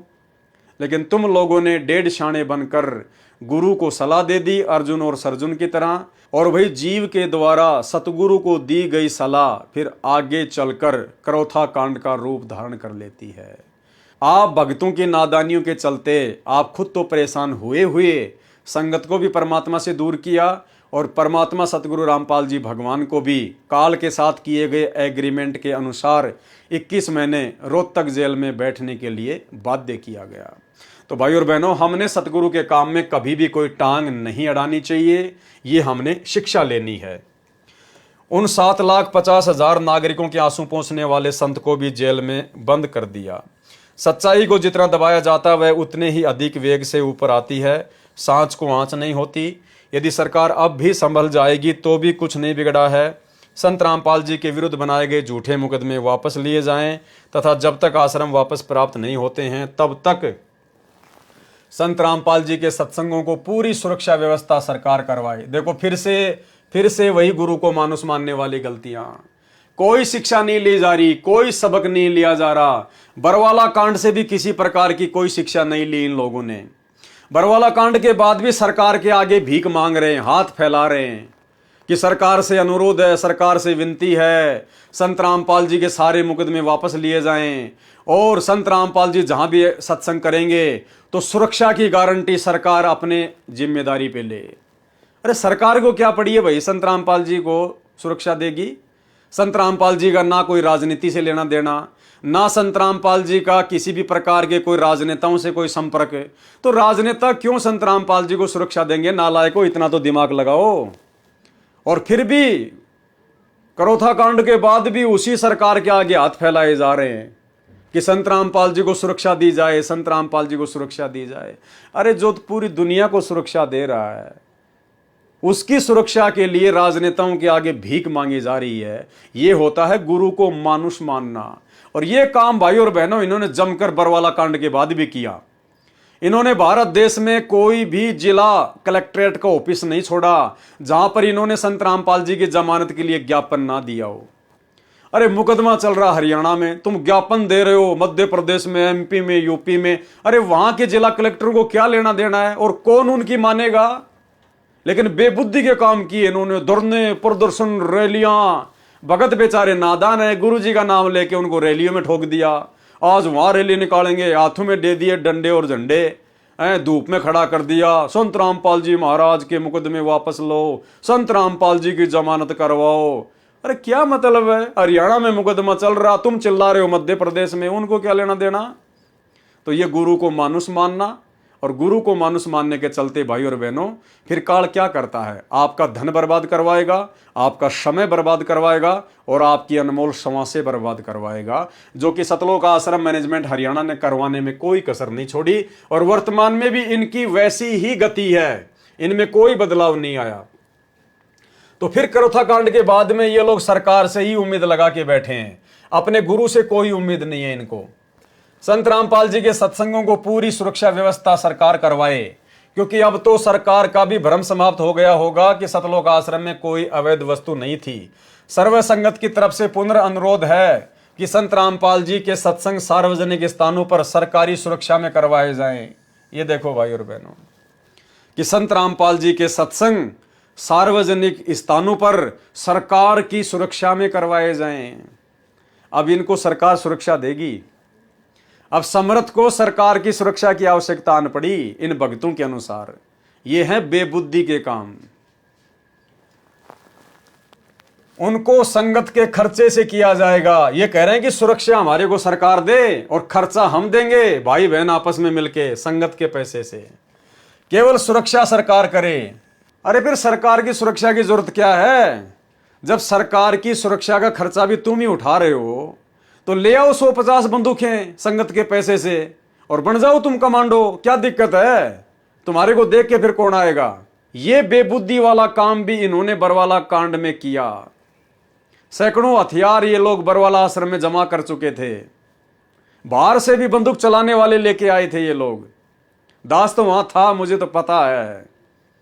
और ये खुद भी सैकड़ों हथियार लेके इधर उधर घूम रहे थे। इनको अपने ऊपर ही विश्वास था, गुरु के ऊपर फिर भी विश्वास नहीं रहा। और उसी प्रकार के बेबुद्धि वाले काम ने बरवाला कांड करवाया। यदि किसी व्यक्ति, आचार्य, महंत, संत या संस्था व पंथ को संत रामपाल जी महाराज द्वारा दिए गए सत्संग या विचारों में आपत्ति है, यदि उन्हें लगता है कि संत रामपाल जी महाराज उनके संत, महर्षियों या पंथों के प्रवर्तक के विषय में गलत व्याख्यान कर रहे हैं, तो वे भी लेख प्रतिलेख द्वारा समाधान करा सकते हैं।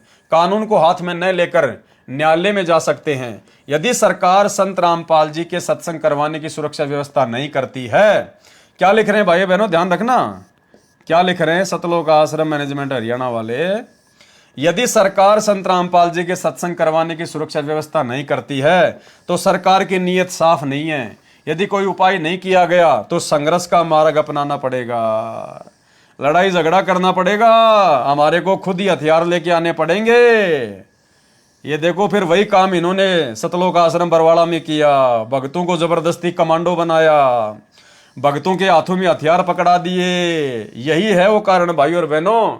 देख लो इनकी नीयत साफ साफ है। यदि कोई उपाय नहीं किया गया, यदि सरकार ने संत रामपाल जी को सुरक्षा नहीं दी, कौन कह रहा है? सतलोक आश्रम मैनेजमेंट हरियाणा। यदि कोई सरकार की तरफ से उपाय नहीं किया गया तो संघर्ष का मार्ग अपनाना पड़ेगा। इनके कहने का मतलब समझ गए कि हम गुंडे मवाली बनेंगे, हम फिर हथियार खरीद के लाएंगे और अगर फिर से ऐसी कोई घटना होती है तो आमने सामने ठोकेंगे फिर। और वो इन्होंने पूरा का पूरा काम बरवाला कांड में कर लिया था भाई और बहनों। पूरा का पूरा षड्यंत्र यही था, आमने सामने होके ठोकने ठुकने का षड्यंत्र था, लेकिन समर्थ धरती पर प्रकट था। ये तो मालिक ने दया बख्शी, वरना 6 नहीं कम से कम 600 लोग मरते, 600 लोग। ये है बेबुद्धि के काम। और ऐसी घटनाएं काल क्यों घटित करवाता है?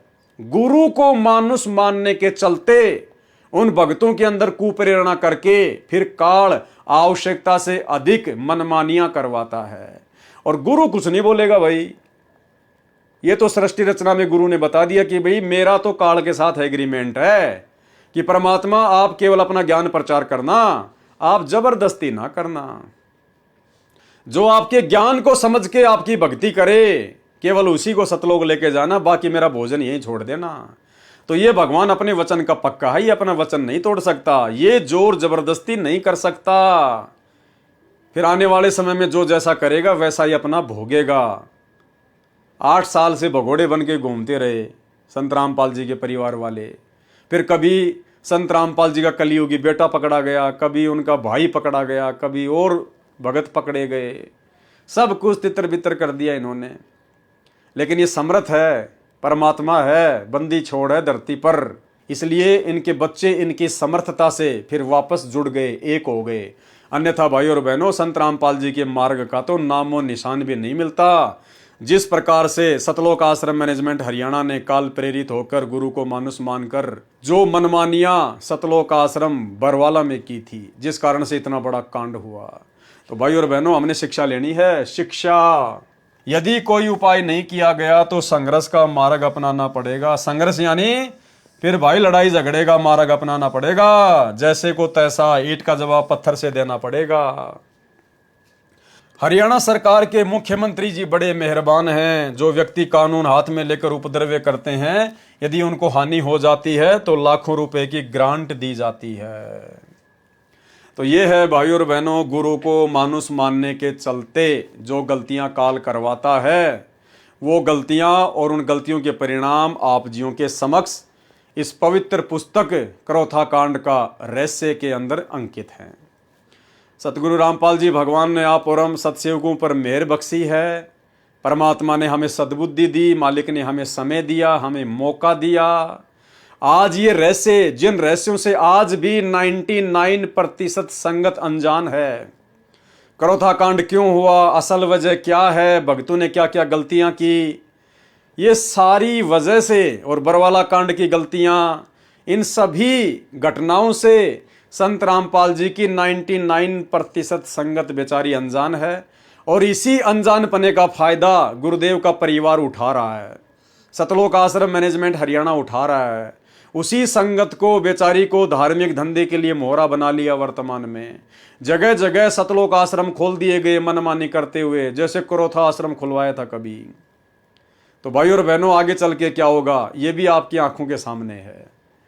जब पहली वाली मनमानियों के कारण ऐसा हुआ, तो वर्तमान में जो मनमानियां की जा रही है उनका क्या परिणाम निकलेगा, और क्या परिणाम इस नादान संगत को भुगतना पड़ेगा, और क्या परिणाम गुरुदेव के परिवार को भुगतना पड़ेगा, इस मैनेजमेंट को भुगतना पड़ेगा। खैर, इनके कर्म इनके साथ में है। हमें तो वर्तमान में इन सब चीजों को आधार बनाकर स्वयं को इस भक्ति मार्ग पर सावधान करके चलना है।